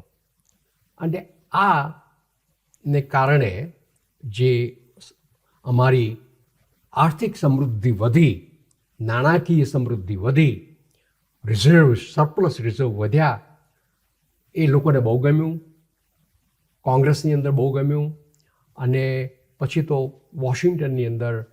વોશિંગ્ટન પોસ્ટમાં, બીજા છાપાઓમાં મારી પ્રતિષ્ઠા ઘણી થઈ. અને વોશિંગ્ટોનિયન મેગેઝિનની અંદર મારા વિશે ઘણા લેખો લખાણા. અને ત્યાંના association, government accounting association, financial analysis association, અનેક ઠેકાણેથી મારું સન્માન થયું. અને એને કારણે દેશની અંદર પણ ખબર પડવા માંડી કે ભાઈ આ કોઈક માણસ છે ગુજરાતી આપણો, ત્યાં આવું કામ કરે છે. એટલે મને વિશ્વ ગુર્જરી તરફથી પણ અવોર્ડ અપાયેલો. અને બીજી અનેક જગ્યાએ જ્યારે હું દેશમાં જાઉં છું ત્યારે સન્માન થાય છે. અને એ બહુ જ આનંદની વાત છે. પરંતુ એ વાત ન ભૂલવી જોઈએ, અને હું ભૂલતો નથી, કે અમેરિકા જ એવો દેશ છે કે જેણે મારામાં જે કંઈ કૌવત છે, મારામાં જે કંઈ શક્તિ છે, એનો આદર કરીને મને કીધું કે હા, તું તારે કરી શકે આ કામ. એક તક આપી. આ તક આપી. That is exactly right. એટલે મને ઘણીવાર આમ માને છે કે તમે આવા હોશિયાર છો અને બહુ સારું કામ કર્યું છે. મેં કીધું કે જો ભાઈ, એનો એ હોશિયાર હું દેશમાં હતો, એનો એ જ માણસ હતો અને દેશમાં મારી કંઈ કિંમત નહોતી, ત્યાં એ મારી કિંમત થઈ. એટલે આ જ્યારે સન્માન મને મળે છે, ખાસ કરીને દેશમાં, ત્યારે હું આ ભૂલતો નથી કે અમેરિકાએ, તમે કહ્યું તેમ, મને તક આપી, ઓપોર્ચ્યુનિટી આપી. એટલે મારી જે અમેરિકન અનુભવ વિશેની ચોપડી છે, એનું શીર્ષક છે સ્ટીલ ધ પ્રોમિસ્ડ લેન્ડ. કે એના અનેક દુર્ગુણો હોવા છતાં પણ ઇમિગ્રન્ટ્સ માટે એ પ્રોમિસ્ડ લેન્ડ છે, એ સ્વર્ગ સમાન છે કે જેમાં તમને તમારી શક્તિઓ દાખવવાની, સાબિત કરવાની ઓપોર્ચ્યુનિટીઝ તક મળે છે. મને લાગે છે આને જ કારણે યુનાઇટેડ નેશન્સે પણ, કારણ કે પબ્લિક ફાઇનાન્સમાં એક એફિશિયન્સી લાવવી, એને એક સુદૃઢ રૂપે મૂકવી એ બહુ જરૂરી છે. માટે યુનાઇટેડ નેશન્સના એજીસ એની સાથે રહીને તમે ઘણા દેશોનો પ્રવાસ પણ આટલા માટે કર્યો. એના વિશે વાત કરી અને પછી આપણે નાનકડો વિરામ લઈએ. હા, એ આને કારણે તમે કહ્યું તેમ વર્લ્ડ બેંક દ્વારા પણ, કારણ કે વર્લ્ડ બેંક તો અમારા ત્યાં વોશિંગ્ટનમાં જ છે, એ લોકો જોઈ શક્યા કે કેવી રીતે વોશિંગ્ટન જે ફડચામાં પડેલું એની આવી સમૃદ્ધિ થઈ શકી. તો બીજા દેશોમાં જઈને આ એક દાખલો બતાડીને ત્યાં આવું કરી શકાય ખરું. તો જ્યારે બધા ડેલિગેશન આવતા વોશિંગ્ટન અંદર, ત્યારે એ લોકોને અમને મળવા કહેતા કે તમે જાઓ કે ત્યાં ગાંધીને મળો, CFOને મળો અને જુઓ કે કેમ થયું આ બધું. સદભાગ્યે હું આ લોકો સાથે વાતો કરી શકતો. હું જ્યારે રિટાયર થયો ત્યારે વર્લ્ડ બેંકવાળાઓએ મને કહ્યું કે તમે હવે અમારી સાથે કન્સલ્ટિંગનું કામ શરૂ કરો અને તમે જુદા જુદા દેશોમાં જાઓ. એટલે એ દૃષ્ટિએ હું ઘણા દેશોમાં જતો અને ત્યાંની અર્થવ્યવસ્થા જોતો અને એ લોકો સાથે મસલત કરતો અને સમજાવતો અને સમજતો કે ભાઈ આમ કરો તો શું થાય, આમ કરો તો શું થાય. અને એ લોકો પણ એ સમજવા અને સુધરવા તૈયાર હતા. પરંતુ એક વસ્તુ ખાસ કહેવી જોઈએ કે ક્યાંય પણ આ જે CFOનું જે ઇન્ડિપેન્ડન્સ છે, સ્વતંત્રતા છે, એ સ્વીકારવા તૈયાર હતા નહીં. કારણ કે CFO જો ઇલેક્ટેડ લીડર્સને, મેયરને, ગવર્નરને ના પાડે કે આમ નથી કરવાનું, એ ગવર્નર કે મેયરને પોસાય જ નહીં. કારણ કે એને તો ઇલેક્શન રમવાનું છે, ચૂંટણી જીતવાની છે. એટલે હું એમની દ્વિધા, એમની ડિલેમા સમજી શકતો હતો. મને તો આ કોંગ્રેસે પાવર આપેલા કે જા કર અને તને કોઈ ના નહીં પાડી શકે. ત્યાં આ મુશ્કેલી છે જ. છતાં પણ કોઈ પણ સરકાર હોય, લોકશાહી હોય, સામ્યવાદી હોય, સરમુખત્યાર હોય, કોઈ પણ સત્તા હોય, કોઈ પણ સરકાર હોય, એણે આર્થિક સ્થિતિના નિયમોનું અવગણના થઈ શકે જ નહીં. જો તમારી આવક તમારી જાવક કરતાં ઓછી હોય તો તમને ડેફિસિટ, તમને ખાત આવવાની જ છે, એમાં કોઈ શંકા છે જ નહીં. એને કોઈ કેપિટલિઝમ, કોમ્યુનિઝમ સાથે લેવા દેવા છે જ નહીં. હકીકત છે કે ભાઈ તમારી પાસે કેટલું છે અને કેટલું ખર્ચો છો. એ જે મુખ્ય વિચાર છે, ફંડામેન્ટલ વિચાર છે, એ સમજવાની જરૂર છે.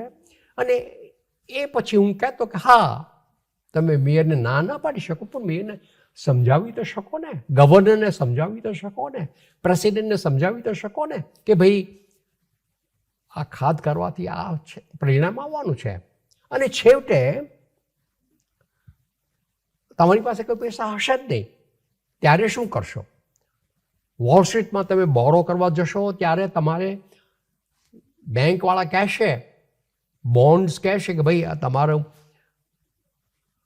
ખાધ છે, એનું શું કરશો? અને રેટિંગ ઘટશે અને બેંક્સવાળા ના પાડશે અથવા કહેશે કે તમારે વધુ ઇન્ટરેસ્ટ આપવો પડશે, એનું શું? એટલે તમે ભલે સ્પષ્ટ અને ન કહી શકો કે ના નહીં કહી શકો, પરંતુ તમે સમજાવી તો શકો ને કે ભાઈ હા આ પરિણામ છે, તમારે જે કરવું હોય એ કરો. સાચી વાત છે. અને જેમ જિંદગીમાં હોય છે માત્ર બ્લેક અને વ્હાઇટ, સંપૂર્ણપણે સત્તા આપી દેવીથી લઈ અને કોઈ જાતની ડિસિપ્લિન જ ન હોય, એ બે એક્સ્ટ્રીમની વચ્ચે લોકશાહીમાં ફિસ્કલ ડિસિપ્લિન કઈ રીતે લાવી શકાય, ફિસ્કલ જીડીપીના કેટલા ટકા હોઈ શકે, એનાથી વધારે ન હોઈ શકે, એવા થોડાક પરિમાણો જો ઉભરે, જે આપણે ભારતમાં પણ છે, જે પાર્લામેન્ટ દર વખતે જુએ અને બજેટ પાસ થાય ત્યારે કેટલા ટકા અત્યારે છે ને કયો ટાર્ગેટ છે ને કઈ રીતે ઘટતા જઈશું એની થાય, તો એનાથી પણ એક થોડું પબ્લિક પ્રેશર રહે, એક ડિસિપ્લિનની શરૂઆત થાય અને એ રીતે રહેવાની શક્યતા છે. હવે આપણે એક નાનકડો વિરામ લઈએ અને ત્યારબાદ આપણે વાતચીતનો બીજો દોર પછી ચાલુ કરીશું. Thank you.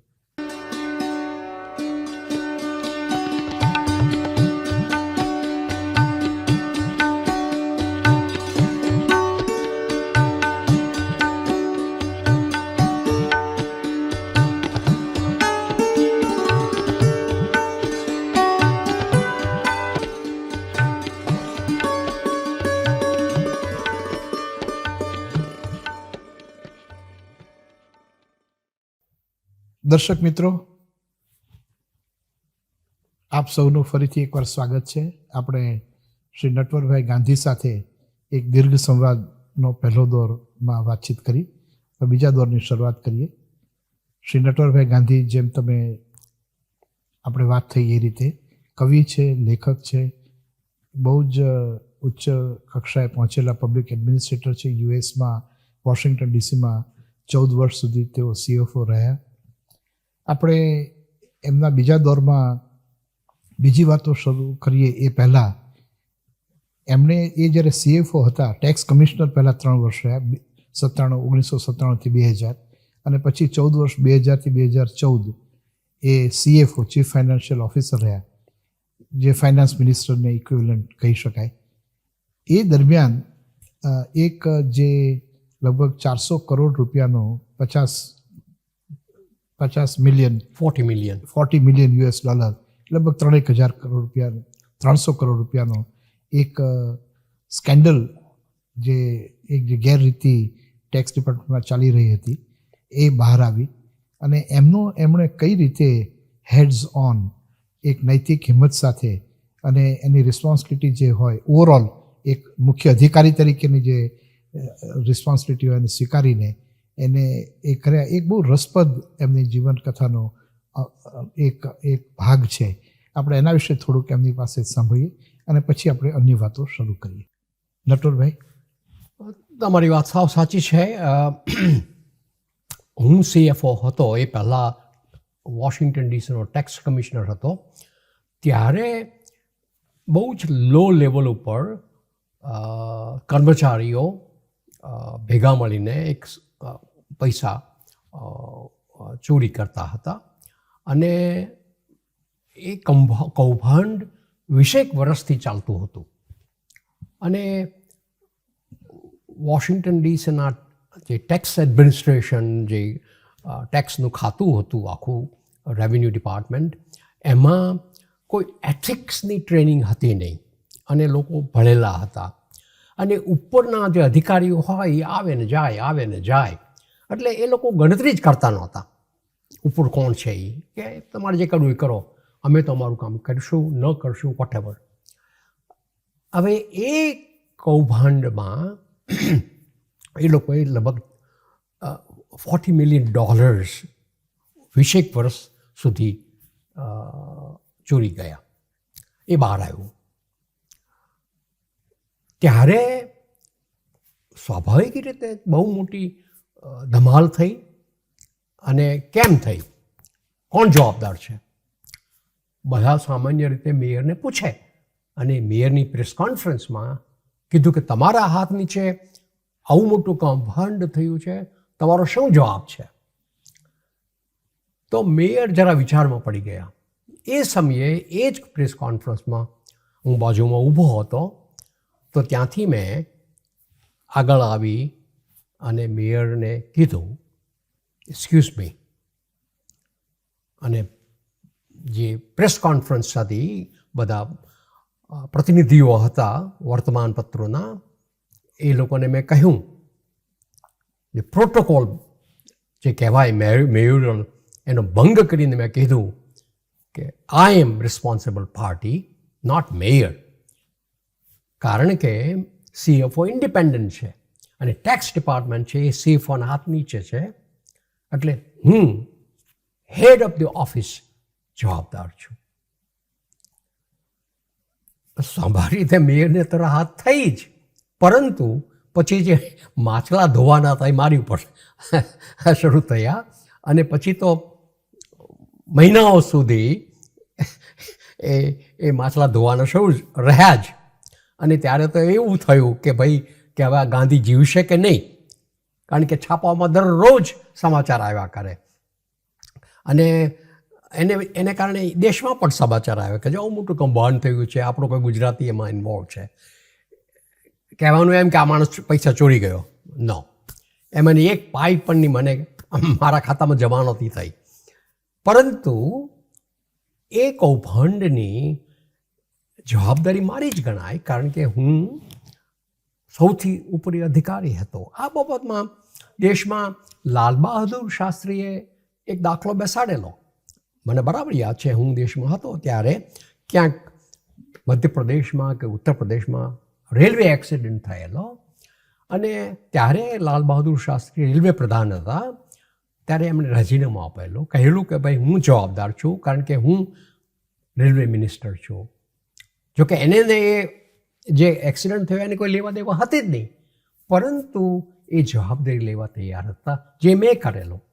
અને એ દૃષ્ટિએ મારી પ્રતિષ્ઠા ઘણી વધી. પરંતુ પ્રશ્ન એ હતો કે હું હવે કેવી રીતે એનો નિકાલ કરવાનો હતો. અને સામાન્ય રીતે મેં કીધું કે જુઓ ભાઈ, આ પ્રશ્ન થયો છે, મારી જવાબદારી કબૂલ કરી છે, પરંતુ હવે આપણે સુધરવાનું છે. એટલે મેં બધાને બોલાવીને કીધું કે હવે આપણી પ્રતિષ્ઠાનો સવાલ છે. અહીંયા આપણે આ પ્રતિષ્ઠાને સાબિત કરવા માટે ફરીવાર સુધારા કરવાની જરૂર છે, નીતિ નિયમોની કરવાની જરૂર છે, એથિક્સ ટ્રેનિંગ લેવાની જરૂર છે. એટલે એક કર્મચારીએ 1200 જણાએ એથિક્સ ટ્રેનિંગમાં જવાનું, ઇન્ક્લુડિંગ મી.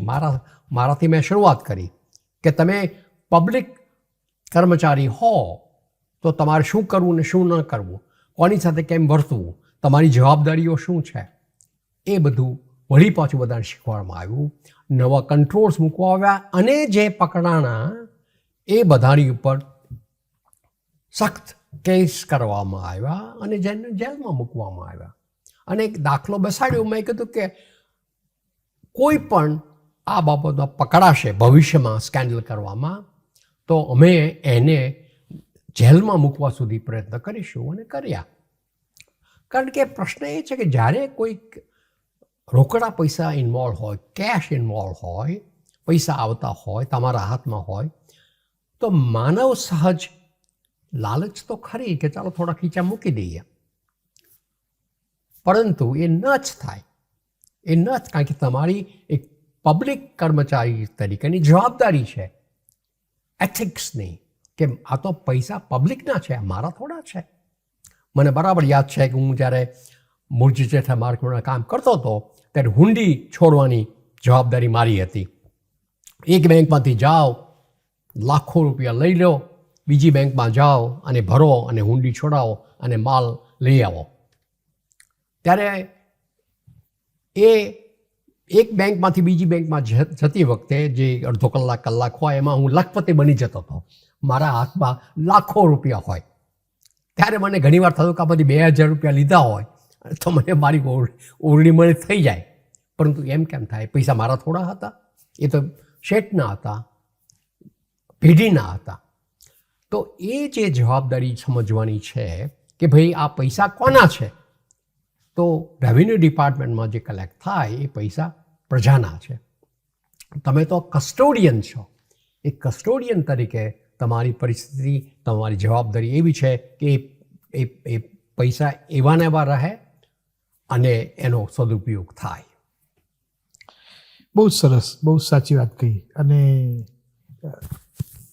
જે તમે એક જે જવાબદારી સ્વીકારી અને જે કરેક્ટિવ સ્ટેપ્સ લેવાની જરૂર હતી એ બધા લીધા, એ ઉપરાંત તમને એડમિનિસ્ટ્રેશન તરફથી પણ, કોંગ્રેસ તરફથી પણ પૂરેપૂરો સહકાર મળ્યો, સહધિયારો મળ્યો. અને જે આની તપાસ કરનારી જે બહુ મોટી લો ફર્મ હતી એમણે પણ કહ્યું કે એમને ચાલુ રાખવા જોઈએ. અને ત્યારબાદ તમે 2 વખત ફરીથી CFO તરીકે તમારી રીઅપોઇન્ટમેન્ટ થઈ. એનો અર્થ એમ થયો કે આખી જ વસ્તુનો એક બહુ સુખદ અંત આવ્યો અંતે. એ સાવ સાચી વાત છે. કારણ કે જે કોંગ્રેસમાં માણસો હતા, મેયર હતા, બધાને થયું કે we are better off with Gandhi than without him. મેં તો મારી રાજીનામું આપવાની તૈયારી બતાડી. મેં કીધું હું જવાબદાર છું, હું રાજીનામું આપું છું. તો કે ના, તમે જ ફિક્સ કરો. એટલે પછી મેં કહ્યું તેમ બધા સુધારા વધારા કર્યા અને પછી લોકો જોઈ શક્યા કે આ જે સુધારા વધારા કર્યા છે તેના કારણે ભવિષ્યમાં આવા સ્કેન્ડલ થવાની શક્યતા ઓછી છે. અને પછી તો મને બીજી 2 વાર અપોઇન્ટમેન્ટ કરવામાં આવી મારી CFO તરીકેની. કારણ કે મેં જે રેપ્યુટેશન બાંધેલું, જે ક્રેડિટ મેં બાંધેલી મારા વિશેની, મારી પ્રતિષ્ઠા બંધાયેલી, એ એવી તો સોલિડ હતી કે એમાં કોઈ ઝાખપ નહીં આવી, સદભાગ્યે. અને એ હાર્ડ અર્ન હતી કે મેં સિદ્ધ કરેલી હતી. અને લોકોને થયું કે ભાઈ માણસ સારો છે, કામ કરવા દો. બહુ જ સરસ. 2014માં તમારે એ લોકો તમને ફરીથી એક ટર્મ તમે રહો એવી ઈચ્છા રાખતા હતા, પણ તમે નિવૃત્તિ લીધી. હા. અને 2014ને આજે 10 વર્ષ થયા. 2014 થી 24 જ્યારે તમે પબ્લિક એડમિનિસ્ટ્રેટર તરીકે નિવૃત્તિ લીધા પછીના વર્ષો વિશે કંઈ કહેશો? હાજી. અને તમે કહ્યું તેમ હું બીજા 4 વર્ષ હજી CFO રહી શક્યો હોત, કારણ કે મારી નિમણૂક થોડા વખત પહેલાં થયેલી. પણ એ સમયે ત્યારે મારી પત્ની નલિનીનું દુઃખદ અવસાન થયેલું હતું એ પહેલાં. અને ત્યારે પછી હું પન્ના નાયકના સંબંધમાં આવ્યો અને અમે નક્કી કર્યું, કારણ કે એમણે પણ એમના પતિ ગુમાવેલા. એટલે આમ અમે બંનેએ અમારા લાંબા સમયના સહધર્મચારીઓને ગુમાવ્યા. હું 47 વર્ષ સુધી લગ્નમાં રહેલો નલિની સાથે, અને પન્ના નાયક 50 વર્ષ રહેલા એમના લગ્નમાં. પછી અમે નક્કી કર્યું કે અમે સાથે અમે રહીએ. અમારા બંનેના જે બધા જે સંબંધો હતા, લાઇક્સ, ડિસલાઇક, કવિતા, સાહિત્ય, એ બધોને કારણે. તો ત્યારે મને થયું કે હવે બહુ કામ કર્યું, કારણ કે હું 17 વર્ષનો હતો ત્યાંથી માંડીને ઠેઠ mid-70s સુધી મેં કામ કર્યું. તો બહુ થયું કામ. અને હવે જે જીવન થોડું આનંદ કરવો હોય, મજા કરવી હોય, અને એને માટે મને નવા સહભાગી મળ્યા છે. તો પન્ના નાયકના સાહચર્યથી અમે બંનેએ જીવન જીવવાનું સાથે શરૂ કર્યું. અને પછી તો એમને કારણે પ્રવાસો શરૂ કર્યા, લોકોને મળવાનું શરૂ કર્યું. અને મારી સાહિત્યિક પ્રવૃત્તિઓ પૂરબહારમાં ખીલી. મારો કાવ્ય સંગ્રહ અમેરિકા, પછી ઇન્ડિયા, અને પછી પેન્સિલ્વેનિયા એવેન્યુ, અને પછી આ આત્મકથા મેં લખી, એક અજાણ્યા ગાંધીની આત્મકથા. એ બધું લગભગ મારા રિટાયરમેન્ટમાં, નિવૃત્તિમાં થયું. જોકે થોડા વખતથી શરૂ તો હતું જ, પરંતુ નિવૃત્તિમાં ખરેખર જ આ પૂર્વહારમાં શરૂ થયું. અને પછી મેં થોડું વર્લ્ડ બેંકનું કન્સલ્ટિંગનું કામ શરૂ કરેલું, એ પણ ચાલ્યા કરે. એ ઉપરાંત ત્યાંના સોકોલ NGO નોન ગવર્મેન્ટલ એસોસિએશન હતા, ઓર્ગેનાઇઝેશન્સ હતા. મને નાટકમાં બહુ મોટો રસ, એટલે ત્યાંની અરીના સ્ટેજ નામની નાટક કંપની છે, એમાં હું ટ્રસ્ટી હતો. શેક્સપિયર થિયેટર નામની નાટક કંપની છે, એમાં પણ હું ટ્રસ્ટી હતો. એ ઉપરાંત ત્યાં ડેફ લોકો માટેની, બહેરા લોકો માટેની બહુ મોટી યુનિવર્સિટી છે, ગેલીડાટ યુનિવર્સિટી. ત્યાં હું ટ્રસ્ટી તરીકે જોઈન થયેલો. મારા દીકરા અને બહુએ મુંબઈની અનાથ શાળામાંથી, ઓર્ફનેજમાંથી એક બહેરી છોકરીને, ડેફ ગર્લને એ લોકો અડોપ્ટ કરેલી. એ લોકોને પાછા છોકરો અને છોકરી હતા, પરંતુ એમને છોકરાઓનો શોખ, એટલે મુંબઈ આવીને ઓર્ફનેજમાંથી એક ડેફ ગર્લને અડોપ્ટ કરેલી. તો એ દૃષ્ટિએ મારો રસ ખૂબ વધ્યો અને હું ગેલેડિટ યુનિવર્સિટીમાં ટ્રસ્ટી થયો. અને Nitinbhai, one of the most moving experience આ ટ્રીપમાં, આ ઇન્ડિયા વિઝિટમાં, એ અહીંની અમદાવાદની ઉમંગ સ્કૂલમાં થયો. ત્યાં બહેરા છોકરાઓને ભણાવવામાં આવે છે, શિક્ષણ આપવામાં આવે છે. અને એ બહેરા છોકરાઓને જોઈને મને મારી ગ્રાન્ડ ડોટર દેખાઈ. મેં એ લોકોને સમજાવ્યું કે મારે પણ તમારી જેવી એક ગ્રાન્ડ ડોટર છે. બહુ જ મને હૃદયદ્રાવક અનુભવ થયો ત્યાં. અને એ લોકો જે અદ્ભુત કામ કરી રહ્યા છે અહીંયા ઉમંગ સ્કૂલની અંદર, એ જાણીને ખૂબ આનંદ થયો. પરંતુ એમાં પણ આ બધી સંસ્થાઓમાં હું જે ડિરેક્ટર હતો, ટ્રસ્ટી હતો, એમાં પણ 10 વર્ષનો લાંબો સમય ગયો. અને મારી જે આત્મકથા હતી,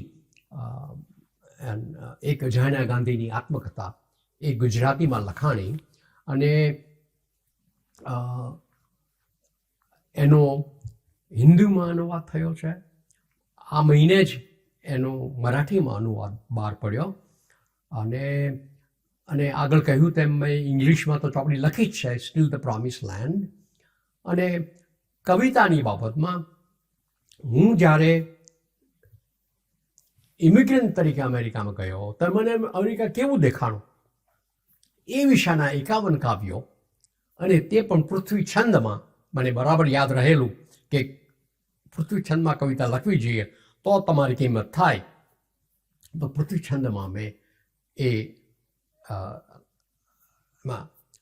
લખેલું. અને એનું જે ધ્યેય મંત્ર છે કે અમેરિકા છે એ most revolutionary society in the world, એટલે કે સદા પરિવર્તનશીલ છે. નિતાંત ઉછળે, ભળે સલવળે, ફળે ઉજળે, દયા દમન દાનનો દૈત દેશ પૃથ્વી પટે. મારી દૃષ્ટિએ જે અમેરિકા જે સતત પરિવર્તનશીલ છે, એની વાત મેં આ અમેરિકામાં કરી છે. ઇન્ડિયાની અંદર હું પાછો દેશમાં આવું છું આટલા વર્ષ અમેરિકામાં રહીને, તો મને દેશ કેવો લાગે છે એની વાત મેં ઇન્ડિયામાં, એમાં પણ 50 સોનેટ છે. અને એમાં જુદા જુદા છંદમાં મેં પ્રયત્નો કર્યા છે. છોને ભમું દૂર દૂર દિશે દેશે, પાછો ફરું સતત નિત્ય હું દેશ પાછો. એ પાછો જે આવું છું દેશમાં, વળી એની વાત એમાં છે. અને પછી અમેરિકામાં રહ્યા પછી અમેરિકાના જે પ્રશ્નો છે, એની જે દ્વિધાઓ છે, એના અવગુણો કહો તો અવગુણો છે, એ વિશેના જે મારા વિચારો છે, એનું જે ચિંતન છે, એ પેન્સિલ્વેનિયા એવેન્યુ નામના સંગ્રહમાં છે. અમારા પ્રેસિડેન્ટ જ્યારે ઇનાગ્યુરેટ થાય દર વર્ષે, નવા પ્રમુખ આવે દર 4 વર્ષે, ત્યારે એની પરેડ નીકળે કોંગ્રેસથી માંડીને વ્હાઇટ હાઉસ સુધીની, એ લગભગ 2 માઇલના વિસ્તારમાં. અને એ પેન્સિલ્વેનિયા એવન્યુ ઉપર જ મારી ઓફિસ હતી. તો અમે અમેરિકામાં એક વિચિત્ર પરિસ્થિતિ ઊભી થઈ છે કે દર 30 વર્ષે કોઈને કોઈ મહાન યુદ્ધમાં અમે સંડોવાઈએ. કોરિયા છે, વિયેટનામ છે, અફઘાનિસ્તાન છે, ઈરાક છે, અને એ બધા યુદ્ધો એ બધા મારી દૃષ્ટિએ જરૂરી હતા નહીં. કદાચ કોરિયા માટે હા કહી શકાય, પરંતુ વિયેટનામ છે કે ઈરાક છે એ જરાય જરૂર નહોતા. એ કેમ થાય છે, એ કેવું થયું, એ બાબતનું મારું મનોમંથન એમાં રજૂ થયો છે. અને પછી તો મેં મારી આત્મકથા લખી, એક અજાયણા ગાંધીની આત્મકથા. અને આશય એ હતો કે દેશમાં 50 અને 60ના ગાળામાં 1950s 60sમાં લોકો કેમ જીવતા હતા, હું કેવી રીતે એમાં જીવ્યો, કેવી રીતે પછી અમેરિકા આવ્યો, અમેરિકામાં મેં શું કર્યું, એ બધી વાતો એમાં થઈ છે. તો આ દૃષ્ટિએ મારો જે રિટાયરમેન્ટ નિવૃત્તિના વર્ષો છે એ લેખન પ્રવૃત્તિમાં ખાસ તો ગયા. બહુ સરસ. નટવરભાઈ, તમે બીજી થોડીક વાત કરી, પણ સાવરકુંડલામાં પણ તમે જોડાયેલા છો. ત્યાં હોસ્પિટલનું નિર્માણ કરવામાં અને એને ચાલુ રાખવામાં, એના વિશે થોડીક વાત કરશો? હાજી. તો ત્યાં સાવરકુંડલાની વિઝિટ દરમિયાન અમને કહેવામાં આવ્યું કે ભાઈ અહીંયા જે સ્ત્રીઓ છે એ લોકોને જ્યારે ડિલિવરીનો સમય આવે ત્યારે ડૉક્ટર્સ એમ કહે કે ભાઈ તમારે સિઝેરિયન ઓપરેશન કરવું પડશે, જે કુદરતી ડિલિવરી થાય એ નહીં થાય, અને એ લોકોને 40-50 હજાર રૂપિયાનો ખર્ચો થાય, અને એ સિઝેરિયન ઓપરેશન જરૂરી હતા જ નહીં. તો એનું શું કરવું એ બાબતનો પ્રશ્ન પૂછ્યો. તો કહે કે ભાઈ એ લોકો માટે એવી કંઈ વ્યવસ્થા કરવી જોઈએ કે જે એ બંધ થાય અને હોસ્પિટલ એમને વ્યવસ્થા કરી આપે. તો પન્ના નાયકની સલાહ મુજબ અમે નક્કી કર્યું કે ભાઈ હા, હવે પછી એવી હોસ્પિટલ આપણે અહીંયા કરીએ કે જે સાવ ગરીબો માટે, ગરીબ સ્ત્રીઓ માટે નિઃશુલ્ક હોય, સાવ મફત. તમે આવો, તમે સારવાર પામો અને ઘરે પાછા જાઓ. અને સ્ત્રીઓ માટે પણ તમે આવો, તમારી ડિલિવરી થાય, બાળકની સારવાર થાય અને તમે ઘરે જાઓ. એ પછી જે શરૂઆત થઈ હોસ્પિટલની એ અનેક રીતે વિકસી છે. એમાં મારે ઘણો યશ એમના વ્યવસ્થાપક અને સંચાલક મેજર બેનિફેક્ટર દાનવીર હરીશ મહેતાનો આપવો જોઈએ. અને મુરારી બાબુ દર વખતે ત્યાં એના દર વર્ષે આવે એ માટે એમને ઘણા પૈસા ઊભા કર્યા, અને એમને માટે પણ હું બહુ જ આભારી છું. અને અમારાથી બની શકે એટલી રીતે અમેરિકામાં પૈસા ઊભા કરી અને અહીંયા મોકલાવીએ છીએ. એ માટે અમેરિકાની અંદર અમે એક ટેક્સ એક્ઝમ્પ્ટ ઓર્ગનાઇઝેશન શરૂ કર્યું છે, કર્ણા ચેરિટીઝ, અને એને કારણે અમેરિકામાં જે લોકો દાનવીરો પૈસા આપે એને ટેક્સ એક્ઝમ્પશન મળી શકે. આ રીતે અમે અહીંની હોસ્પિટલમાં અમે બહુ સારી રીતે વણાયેલા છીએ. પરંતુ આશય એ છે કે જેની પાસે કોઈ સગવડતા નથી એમને આ હેલ્થ કેર મળવી જોઈએ, સારી મળવી જોઈએ, નિઃશુલ્ક મળવી જોઈએ. અને ફરીવાર વાત કહું તો એ હરીશ મહેતા અને શ્રી મુરારી બાબુ બહુ જ જવાબદાર છે. બહુ જ આપણા દેશમાં ક્વોલિટી હેલ્થ અથવા તો જે આરોગ્ય સંબંધી સેવાનો જે અભાવ છે, સગવડતાનો અભાવ છે, એને ધ્યાનમાં રાખતા એક બહુ જ મોટી જરૂરિયાત તમે પૂરી કરી રહ્યા છો સાવરકુંડલા વિસ્તારના આખા વિસ્તારમાં. એને માટે અભિનંદન તમને અને હરીશભાઈ, મોરારી બાપુ અને બીજા બધી વ્યક્તિઓને. નટુરભાઈ, તમારા ઉપર ગાંધીજીનો પ્રભાવ ખાસો રહ્યો છે એમ તમારું લખાણ વાંચતા થાય છે. એના વિશે કંઈ વાત કરશો? ક્યારથી તમે, કઈ રીતે તમે ગાંધીજીને વાંચતા થયા તમે, અને એના વિશે કંઈક વાત કરો. હા, બરાબર છે. ગાંધીજીનો પહેલો પરિચય સ્કૂલની અંદર એમની આત્મકથાના પ્રકરણો વાંચતા થયો. એમને જે સાઉથ આફ્રિકામાં, દક્ષિણ આફ્રિકામાં જે અનુભવ થયા, ટ્રેનના ડબ્બામાંથી એમને ફેંકી દેવામાં આવ્યા, એને માર પડ્યો એમની ઉપર, ત્યાંના જેલના અનુભવો વગેરે. ત્યારે એક નાના બાળકને આ બધી સાંભળવા મળે ત્યારે વિચાર આવે કે આ માણસ કેવો હશે. અને પછી પછી તો હું ગાંધીજીની આખી આત્મકથા લઈ આવ્યો અને વાંચી મેં, ત્યારે ખબર પડી કે કેવા મહાન પુરુષ હશે આ. અને વધુમાં વધુ અગત્યની વાત એ છે કે ગાંધીજી એક જ એવા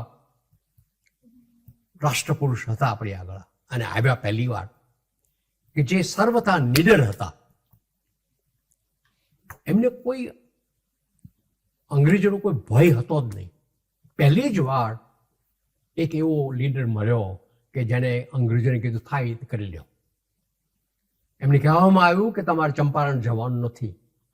રિયલી વોચ મી, કે આ ટાઈમે હું જવાનો છું, આ ટ્રેન પકડીને ચંપારણ જવાનો છું, આ રીતે હું દાંડી કૂચની યાત્રા કરવાનો છું, સવારના પહોરમાં નીકળીને, થાય તે કરી લ્યો.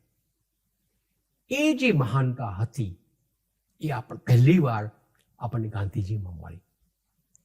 અને ગાંધીજીએ ભય મુક્ત કર્યા. ભયમુક્ત. સ્વમાની અભિમાની હું નમતો કદી કોઈને, પરંતુ તમને નમું પુરુષ ઉર્ધ્વ ઉદ્ધારક. નહેરુએ ગાંધીને ઇમેન્સિપેટર કહેલા, મુક્તિદાતા. એ પુરુષ ઉર્ધ્વ હતા. મારી જેવો અભિમાની માણસ કોઈને માથું ન નમાવે, પરંતુ ગાંધીજી એક જ એવા છે જેમની આગળ હું માથું નમાવું છું. પરંતુ તમને નમું પુરુષ ઉર્ધ્વ ઉદ્ધારક. એ જે એમની જે નિડરતા હતી, અને એમણે ત્યાં સુધી આપણને પહેલી જ વાર એક એવો લીડર મળ્યો, એક એવો નેતા મળ્યો, મહાન નેતા મળ્યો, જેણે ભારતની પ્રજાની નાડ બરાબર પારખી અને જાણી. એમને બરાબર ખબર હતી કે દેશની પ્રજાને શું જરૂર છે. મારે કહેવું જોઈએ કે ગાંધીજી પછી નરેન્દ્ર મોદી જ એક એવા નેતા આપણને મળ્યા છે કે જેને પ્રજાની નાડ બરાબર પારખી છે. તમે એની સાથે સહમત થાવ કે અસહમત એ જુદી વાત છે, પરંતુ પ્રજાની નાડ એમને બરાબર પકડી છે. તો ગાંધીજી એ દ્રષ્ટિએ સંપૂર્ણ પુરુષ હતા. એમણે એક બાબતમાં પ્રયોગો કરેલા છે. કોઈ જીવનનું કોઈ પાસું એવું નથી કે જ્યાં એમણે પ્રયોગો ન કર્યા. શું પહેરવું, શું ખાવું, કેવી રીતે જીવવું, આરોગ્ય બાબતમાં, ગાંધીજીના આરોગ્ય ચિંતન, એક બાબતમાં. એટલે આ દ્રષ્ટિએ એમને માટે જીવન, રાજકારણ, ધર્મ એ બધું એક જ દ્રષ્ટિએ જોવામાં આવતું. એ પહેલા જ એવા ભારતીય લીડર મળ્યા કે જેમને એમ કહેવામાં કોઈ સંકોચ હતો નહીં, આઈ એમ અ હિન્દુ, હું હિન્દુ ધર્મમાં માનું છું, એમ કહેવામાં એને કોઈ સંકોચ હતો નહીં. હા, ઇસ્લામ, ક્રિશ્ચિયાનિટી બધું છે જ, અને એ તો બહુ ટોલરન્ટ હતા. સર્વધર્મ સમભાવ એમની પ્રાર્થના સભામાં કુરાનમાંથી પણ ગવાય, ઓલ્ડ ટેસ્ટમેન્ટ, ન્યૂ ટેસ્ટમેન્ટ બધાની વાત થાય. પરંતુ એમણે કહ્યું કે મને કોઈ શરમ નથી, હું હિન્દુ છું. પહેલો જ એવો આપણને નેતા મળ્યો, હિન્દુ ધર્મનો નેતા મળ્યો કે જેવું કહ્યું કે હું હિન્દુ છું. અને આ નિડરતા, આ સમભાવતા, પ્રજાને શું જોઈએ છે એની પારખવાની આ સૂઝ, અને એમની પાસે જે સ્ટ્રેટેજી હતી, ટેક્ટિક્સ હતી, એ પણ અદ્ભુત હતી. દાંડી કૂચ એવું કોઈ કલ્પના કરી હતી કે કોઈ માણસ ચાલતો ચાલતો જાય? પણ એ દૃષ્ટિએ એણે પ્રજાને વિચાર કરો કે 1917-18ના જમાનામાં જ્યારે કોઈ રેડિયો હતો નહીં, ટીવી તો હતું જ નહીં, છાપાઓ પણ નહોતા એટલા બધા, પણ એ જમાનામાં એમણે આખી પ્રજાને જાગૃતિ કરી. એ કેવો મહાન માણસ હશે, એમની સંદેશા આપવાની સમજૂતી કેવી હશે કે પ્રજાને એક એક ઠકાણે એ વસ્તુની ખબર પડે. કારણ કે એ પોતે કંઈ બહુ મહાન વક્તા હતા નહીં, છતાં લોકોને ખબર છે કે આ આપણું હિત જુએ છે. આ આવડત, આ સૂઝ, આ નિડરતા, આ નેતૃત્વ ખાલી ગાંધીજીમાં જ હતું. એને કારણે જ આપણે સ્વતંત્ર થઈ શક્યા. અને કહેવાય છે ને કે માટીમાંથી માનવ ઊભા કર્યા. એમને કારણે તો કેવા કેવા મહાન પુરુષો આપણને મળ્યા. પટેલ, સરદાર પટેલ, નહેરુ, કૃપલાની, કેટલા મળ્યા આપણને. એ બધાને સાથે કામ કરવાની એમની શક્તિ. અને અગત્યની વાત એ સમજવાની છે કે એ જ્યારે સાઉથ આફ્રિકા ગયા પહેલી વાર, ત્યારે એમણે મુસલમાનો સાથે, ત્યાંના ઇસ્લામ લોકો સાથે કામ કર્યું. ત્યાંના 2 ફેમિલીઝ હતા, ટ્રેડિંગ ફેમિલીઝ, બંને ઇસ્લામિક. એમને ઝઘડો ચાલતો હતો અને એમણે આ કોર્ટમાં ગયા કે ભાઈ આનું કાંઈ કરો. તો બધા હિસાબો બધા ગુજરાતીમાં લખાયેલા હતા.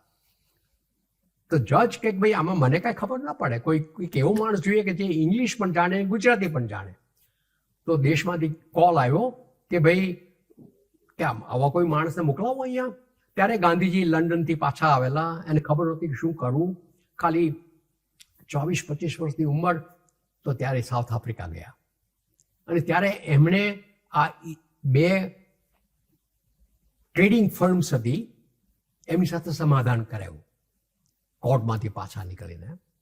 અને ત્યાંની પરિસ્થિતિ સમજીને એમણે ત્યાં પહેલા પ્રવચનો મોસ્કમાં આપેલા. વિચાર કરો, હિન્દુ માણસ મોસ્કમાં આપેલા, ત્યાં પહેલા પ્રવચનો, અને બધાને ભેગા કર્યા. અને ત્યારથી જ એમને આ ગાંધીજીની મોટી સમજૂતી કે ભાઈ આપણે બધાની સાથે કામ કરવાનું છે. એટલે મુસ્લિમ સાથે પણ કામ કર્યું. તમિલિયન બહુ મોટો સંગ્રહ ત્યાં હતો, એ લોકો સાથે કામ કર્યું. બ્રિટિશ લોકો હતા તેમની સાથે પણ કામ કર્યું. આમ અનેક પ્રકારના જુદા જુદા માણસો સાથે એમની કામ કરવાની જે સૂઝ હતી એ તેમને ત્યાં કેળવાઈ. અને પછી તો દેશમાં આવ્યા પછી દેશના બધા પ્રશ્નો કેવી રીતે ઉકેલવા એ ધીમે ધીમે આગળ વધ્યા. વિચાર કરો કે એક પહેલું વર્ષ એ કંઈ બોલ્યા નહીં. પહેલું વર્ષ આખી દુનિયા, આખું ભારત ફમ્યા કે જાણો, મારે જાણવું છે કે શું છે. એ પણ 3rd ક્લાસમાં પામ્યા. સ્ત્રી સશક્તિકરણમાં પણ એમણે ઘણું કર્યું. વિમેન એમ્પાવરમેન્ટ, હા, જબરું કામ કર્યું. એબ્સોલ્યુટલી. અને એ તમારી બહુ વાત સાચી છે કે જ્યાં પ્રજાએ, બહુમતી સમાજે અન્યાય કર્યો છે, ત્યાં એમણે કે ના, અસ્પૃશ્ય સમાજ જે છે એને કે તમે તમારા સમાજમાં લેતા આવો. અસ્પૃશ્યતા નિવારણનું કામ ગાંધીજી જ કરી શકે. એ દ્રષ્ટિએ સ્ત્રીઓનો ઉદ્ધાર પણ ગાંધીજી જ કરી શકે. એ કહે કે ભાઈ સ્ત્રીઓ પુરુષ સમોવડી છે, એટલે એમણે સ્ત્રીઓને ઘરમાંથી બહાર કાઢી કે તમારા ઘરેણા લાવો, મારે જરૂર છે. અને બધાને કામે લગાડ્યા. અને કેવી આપણે સ્ત્રી નેતાઓ મળ્યા, એ ગાંધીજીને કારણે મળ્યા. જેલમાં જતા કર્યા, જેલમાં જતા, અને કસ્તુરબાથી શરૂઆત કરી. બહુ જબરું. ગાંધીજી તો, એટલે હું કહું છું કે નહેરુએ સાચી જ વાત કરી. He was a great ઇમેન્સિપેટર. ડાયસ્પોરાની ઘણી વાત થાય છે. હાજી. અને એના વિશે તમારા થોડાક મંતવ્ય આપશો, ખાસ કરીને સાહિત્ય ને નિસ્બત છે ત્યાં સુધી. રાઈટ. એક તો ડાયસ્પોરાનો મને લાગે છે યહૂદીઓ માટે વપરાતો શબ્દથી શરૂઆત થઈ, એના વિશે પણ થોડુંક. સાચી વાત છે. ડાયસ્પોરા સાહિત્ય જેને કહેવાય છે કે જેમાં લોકોની ઝંખના હોય છે પોતાની જન્મભૂમિ માટે. અને તમે કહ્યું એ સાવ સાચી વાત છે. જ્યુઝ, યહૂદીઓને દેશના, દુનિયાના ખૂણે ધુતકારવામાં આવેલા અને કાઢી મૂકવામાં આવેલા. અને વર્ષ જર્મની અંદર અંદર તો કોન્સન્ટ્રેશન કેમ્પમાં મૂકીને એમનો વિનાશ કરવામાં આવેલો. 6 મિલિયન જ્યુઝને મારી નાખવામાં આવેલા. તો ત્યાંથી ભાગીને નીકળેલા જ્યુઝ એ હંમેશા પાછો જવાની ઈચ્છા હતી જન્મભૂમિમાં. અને એ જે ઘર જોરાપો હતો એમાંથી જે સાહિત્ય ઉપજ્યું એ ડાયસ્પોરા. પ્રશ્ન એ છે કે આપણે ગુજરાતીઓ ભારતીયો જે અમેરિકામાં જઈને તે ઇંગ્લેન્ડમાં જઈને જે વસ્યા એમાં કંઈ આ પ્રકારનો ઘર જોરાપો હું જોતો જ નથી. એ લોકોને કંઈ દેશમાં પાછો આવવું નથી અને એ જે ગયા છે સ્વેચ્છાએ ગયા છે. અને બધા ભણેલા ગણેલા માણસો હોય છે અને ત્યાં ઠરીઠામ થયેલા છે. સામાન્ય ભારતીય અમેરિકાની અંદર સામાન્ય અમેરિકન કરતાં બહુ સારી રીતે જીવે છે. એટલું નહીં, અમેરિકાના ટોપ 1% સૌથી શ્રેષ્ઠ સમૃદ્ધિની દૃષ્ટિએ જે છે લોકો એમાં આપણા ઇન્ડિયન્સ છે. તો એ એટલા તો ત્યાં સેટલ થયેલા છે, એમાંથી કોઈ પાછો આવવાની વાત નથી કરતો. તો પછી એ લોકોને ઘર જોરાપો શેનો? અને છતાં અમે લોકો જે ગયા છીએ ત્યાં અહીંથી ગુજરાતી ભાષા બીજી ભારતીય ભાષાનો વારસો જરૂર ગયા છે. અમને સાહિત્યનો શોખ છે એટલે અમે સાહિત્ય સર્જન કરીએ જ છીએ. કવિતાની અંદર પન્ના નાયકે શ્રી ગણેશ કર્યા ગુજરાતી કવિતાના, ત્યાંથી લખવાના. એ પછી તો ઘણા આવ્યા, પરંતુ અમારા જે છોકરાઓ છે અને એના છોકરાઓ છે, અમારી ભવિષ્યની પ્રજા છે, એને અને દેશને બહુ લાગે વળગે છે નહીં. એ લોકોને ભાષા તો આવડતી જ નથી, ખાલી ઘરમાં સમજાય એ જ, પણ લખવા વાંચવાની વાત છે જ નહીં. એટલે આ જે ગુજરાતી સાહિત્ય લખાય છે ત્યાં અને વંચાય છે એ બધું અમારી પેઢી સુધી જ છે, એ પછી કાંઈ છે નહીં. અને જ્યાં સુધી દેશમાંથી આ ગુજરાતીઓ આવ્યા કરશે ત્યાં સુધી એનું મહત્ત્વ રહેશે. પરંતુ પ્રશ્ન એ ઊભો થયો છે કે અહીંયા પણ ગુજરાતી ભાષાનો વ્યવહાર વહીવટ ઓછો થતો જાય છે. મેં સાંભળ્યું છે કે દરેક કુટુંબ પોતાના છોકરાઓને અંગ્રેજી સ્કૂલોમાં મોકલાવે છે. અને હું સમજી શકું છું કે જો જે દેશમાં ઉત્તમ વર્તમાનપત્રો અંગ્રેજીમાં હોય, ઉત્તમ યુનિવર્સિટીઓ પોતાનું કામ અંગ્રેજીમાં કરતી હોય, ઉત્તમ કંપનીઓનો વ્યવહાર અંગ્રેજીમાં થતો હોય, સુપ્રીમ કોર્ટ, પાર્લામેન્ટ બધામાં અંગ્રેજી બોલાતું હોય, તો સ્વાભાવિક જ છે કે કોઈ પણ બાળકને આગળ વધવું હોય, કોઈ પણ માણસને આગળ વધવું હોય તો એને અંગ્રેજી જાણવું જોઈએ. એટલે હું કોઈ મા બાપને દોષ ના આપું કે તમે શા માટે તમારી છોકરાને અંગ્રેજી સ્કૂલમાં મોકલાવો છો, કારણ કે એમને તો વિચાર કરવાનો કે છોકરાને જોબ કેવી રીતે મળશે અંગ્રેજી નહીં જાણે તો. પરંતુ પરિણામ એ આવ્યું છે કે એને કારણે ગુજરાતી કે મરાઠી કોઈ પણ ભાષાનો ઉપયોગ, વ્યવહારિક ઉપયોગ, શૈક્ષણિક ઉપયોગ બહુ ઓછો થતો જાય છે. અને એને કારણે સાહિત્યને ઘણું હાનિ ઉપજે છે. અને આ કારણે હું ત્યાંના ગુજરાતી સાહિત્ય, ડાયસ્પોરા સાહિત્યનું બહુ ભવિષ્ય જોતો નથી. ગુજરાતીઓ, આપણા ભારતીયોનું ભવિષ્ય બહુ ઉજ્જવળ છે અને અમારે કરતાં તમારા છોકરાઓનું ભવિષ્ય બહુ જ ઉજ્જવળ છે. અત્યારે વિચાર કરો કે આપણી પ્રજાની સંખ્યા ત્યાં 4 મિલિયનની ગણાય, 1.5% અમેરિકાના પોપ્યુલેશનમાં ગણાય, છતાં આપણી સમૃદ્ધિ ખૂબ જ નોંધપાત્ર છે. એટલું જ નહીં, પણ અત્યારે પ્રેસિડેન્ટ બાઇડનના એડમિનિસ્ટ્રેશનમાં 50 જેટલા ઇન્ડિયન વ્હાઇટ હાઉસમાં કામ કરે છે. વિચાર કરો, ઊંચી કક્ષાએ.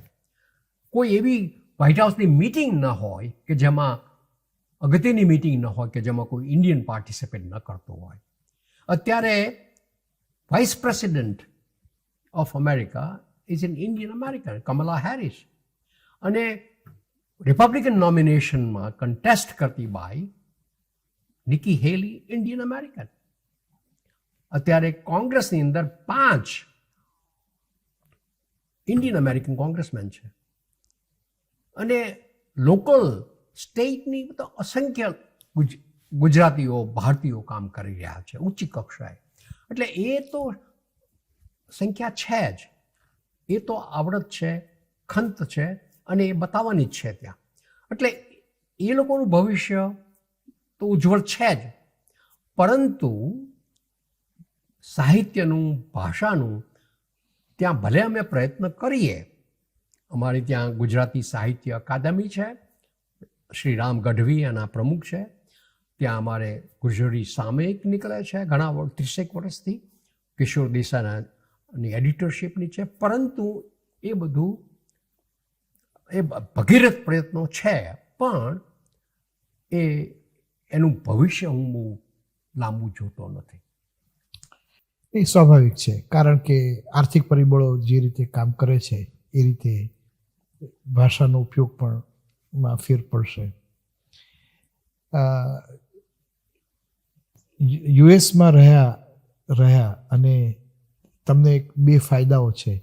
એક, અળગા રહીને પણ તમે બહારથી જોઈ શકો, અને ભારત આવો ત્યારે અહીંથી પણ રહીને તમને ખ્યાલ આવી શકે.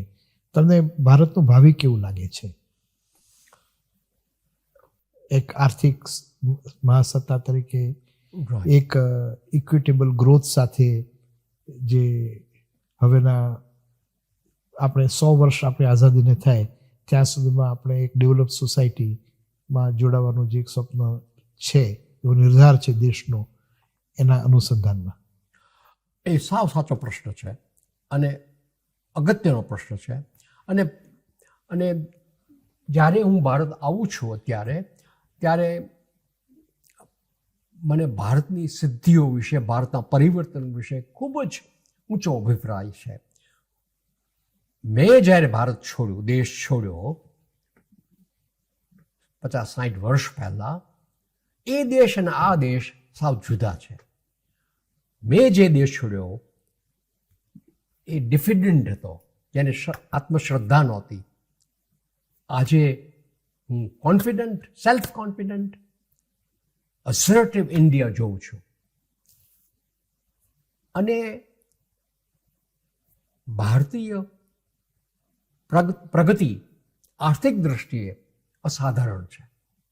ભાગ્યે જ કોઈ દેશ આવી અસાધારણ પ્રગતિ એટલા ઓછા ટાઈમમાં કરી શકે, કાળામાં કરી શકે. એના 2 કારણ છે.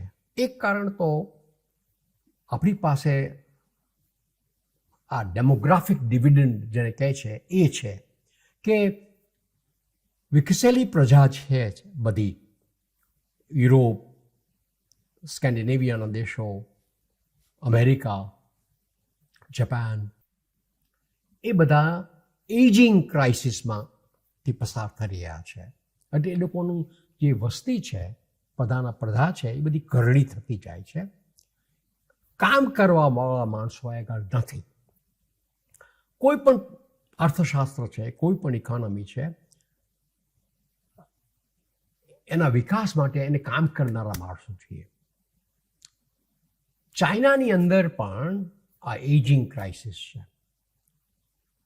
આવતા 30 વર્ષ પછી ચાઇનામાં આ ક્રાઇસિસનું પરિણામ એ આવશે કે એનું જે વસ્તી છે એ ઘટતી જશે, અને 800 મિલિયન જેટલા લોકો at the end of the century થશે ત્યાં, ફ્રોમ 1.23 બિલિયન ટુ 800 મિલિયન. કારણ કે ત્યાં છોકરાઓ ઊભા થતા નથી. આપણે ત્યાં સાવ ઊંધું છે. આપણે ત્યાં લોકોનો આવ્યા જ કરવાના છે, નવા. એને પરિણામે આપણને કોઈ દિવસ વર્કર શોર્ટેજ હોવાની નથી. અને એ બહુ અગત્યની વાત છે. ખાલી અમેરિકા જેવો દેશ છે કે એજિંગ ક્રાઇસિસ હોવા છતાં પણ ઇમિગ્રેશનને કારણે એ લોકો મેનેજ કરી શકે. આપણે ત્યાં જેમ આ ડેમોગ્રાફિક ડિવિડન્ડ કે નવા છોકરાઓ આવ્યા જ કરવાના છે, એના એક ચેલેન્જ પણ છે. ચેલેન્જ એ છે કે દર મહિને લગભગ મિલિયન લોકો આવે જોબ માર્કેટની અંદર, નવા લોકો આવે. હવે વર્ષે એનો અર્થ એ થયો કે 12-13 મિલિયન જોબ્સ આપણે ઊભા કરવા જોઈએ. એ આપણે કરી શકશું? એ ચેલેન્જ છે. એને માટે આપણી પાસે બે અગત્યની વાત કરવાની રહી. એક તો આપણે આપણું પબ્લિક હેલ્થ અને પબ્લિક એજ્યુકેશનમાં ધરખમ ફેરફાર કરવાની જરૂર છે. એ જો નહીં થાય તો આ ડેમોગ્રાફિક ડિવિડન્ડ નકામું નીવડશે. આપણું અર્થશાસ્ત્રનો વિકાસ નહીં થઈ શકે. હા, આપણે જે અસાધારણ પ્રગતિ જોઈએ છીએ ટેકનોલોજીની અંદર, ચંદ્રાયન કર્યું, અદ્ભુત કામ કર્યું કે આપણે વેક્સિન શોધી કાઢ્યા, પણ એ જે પરિણામ છે એ અપર ક્લાસ જે ઇલીટ ઇન્ડિયન્સ છે એનું છે. અને એ પણ વિચાર કરવો જોઈએ કે અમેરિકામાં જતા ઇન્ડિયન અસાધારણ સિદ્ધિ મેળવે છે. એનું કારણ એ છે કે એલિટ ક્લાસ ત્યાં આવે છે. પ્રશ્ન એ છે કે તમે માસીસ માટે શું કરો છો? એને માટે આ પબ્લિક હેલ્થ અને પબ્લિક એજ્યુકેશનમાં ધરખમ ફેરફાર કરવો જોઈએ કે જેથી આપણે ઉગતી પ્રજાને, ઉગતી પેઢીને કેળવણી આપી શકીએ. અને એ જો કેળવણી નહીં આપીએ તો એ ડેમોગ્રાફિક ડિવિડન્ડ છે એ આપણે વેસ્ટ કરીશું અને મોટા બીજા પ્રશ્નો ઊભા થશે. એટલા માટે આજના રાજકારણીઓએ એ વિચાર કરવાની જરૂર છે કે ભાઈ આપણે આપણા છોકરાઓને ભણાવીએ છીએ, એની આરોગ્યની સારવાર કરીએ છીએ. જો ન કરીએ તો એના પરિણામો માઠા આવશે. બરાબર. બહુ સાચું કહ્યું. આપણી પાસે પોટેન્શિયલ ઘણું છે અને શક્યતાઓ ઘણી છે અને ઈશ્વર કૃપાએ આપણે ત્યાં પહોંચીશું, પણ એને માટે શું કરવાની જરૂર છે એ પણ સમજવું એટલું જ આવશ્યક છે. આપણે હવે છેલ્લા દોર તરફ આગળ વધી રહ્યા છીએ, ત્યારે એક તમારી અંગત માન્યતાઓ વિશે એક પ્રશ્ન પૂછું, પછી આપને હું કાવ્ય પઠન વિશે માટે રિક્વેસ્ટ કરીશ, અને પછી અમે કોઈ પ્રશ્નોત્તરીમાં કોઈ એવું કંઈ રહી ગયું હોય કે જે તમારે કહેવું હોય અને મારે ઉઘડ્યું ના હોય તો એને માટે આપ જરૂર કહી શકશો અથવા એવી વિનંતી રહેશે. મારો પ્રશ્ન એ છે કે આપની ઈશ્વરની વિભાવના શું છે? આપ કર્મના સિદ્ધાંતમાં માનો છો? આપ પુનર્જન્મમાં માનો છો? આપનું અંગત માન્યતા એ અંગે કેવી? એ પ્રશ્ન ખૂબ જ સાચો અને સારો છે. હું એમ માનું છું કે માણસ આપણાથી થાય એટલી બધી જ વ્યવસ્થા કરવાની, બધા જ પ્રયત્નો કરવાના, પરંતુ એ કર્યા પછી કંઈક એવું બીજું તત્વ છે ખરું કે જે તમે આગળ વધશો કે નહીં, સફળ થશો કે નહીં, એ બધી બાબતો નક્કી કરે છે. એટલે મને ઘણા લોકો એમ કહે છે કે ભાઈ તે બહુ હોશિયાર છો, આ છો, તે છો, એટલે તું આગળ વધ્યો. તો હું ના પાડું છું. મેં કહ્યું મારા જેવા હોશિયાર માણસો કંઈ છે અહીંયા, અને છે જ. હું જાણું છું. હું જ્યારે બહાર આવ્યો ત્યારે મારા મિત્રો ઘણા જ હોશિયાર માણસો હતા. મને શા માટે આ તક મળી? એ જે ચાન્સની વાત છે, ઓપોર્ચ્યુનિટી મળી, એ જે તક મને મળી, હા મળી એનો મેં સદુપયોગ જરૂર કર્યો, પરંતુ એ મને જ શા માટે મળ્યું અમેરિકા આવવાનું, અથવા હું જ શા માટે CFO થયો? બીજા ઘણા લોકો છે. તો એ મારા માટે એક મહાન વિસ્મયનો પ્રશ્ન છે. પછી તમે ઈશ્વર ગણો, ઈશ્વરની કૃપા ગણો કે ગમે એ ગણો, પણ એટલું હું જાણું છું કે મારી જેવા હોશિયાર ઘણા માણસો છે, બધા પ્રયત્નો કરે છે, પણ હું જ્યારે સફળ થયો છું ત્યારે આવું કોઈ તત્વ છે ખરું કે જેનાથી મને આ બધો લાભ થયો. એ અગત્યની વાત છે.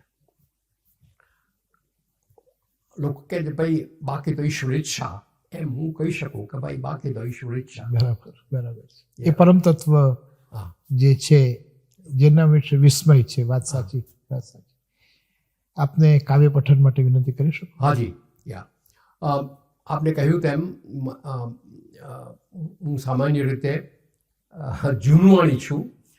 અત્યારે હવે કોઈ છંદમાં કવિતા લખતો નથી. બહુ ઓછા લખે છે. અને કોઈ સોનેટ લખતો નથી. બરાબર. પણ મારી દ્રષ્ટિએ બળવંતરાય ઠાકોર જેવી મહાન વિભૂતિ છે.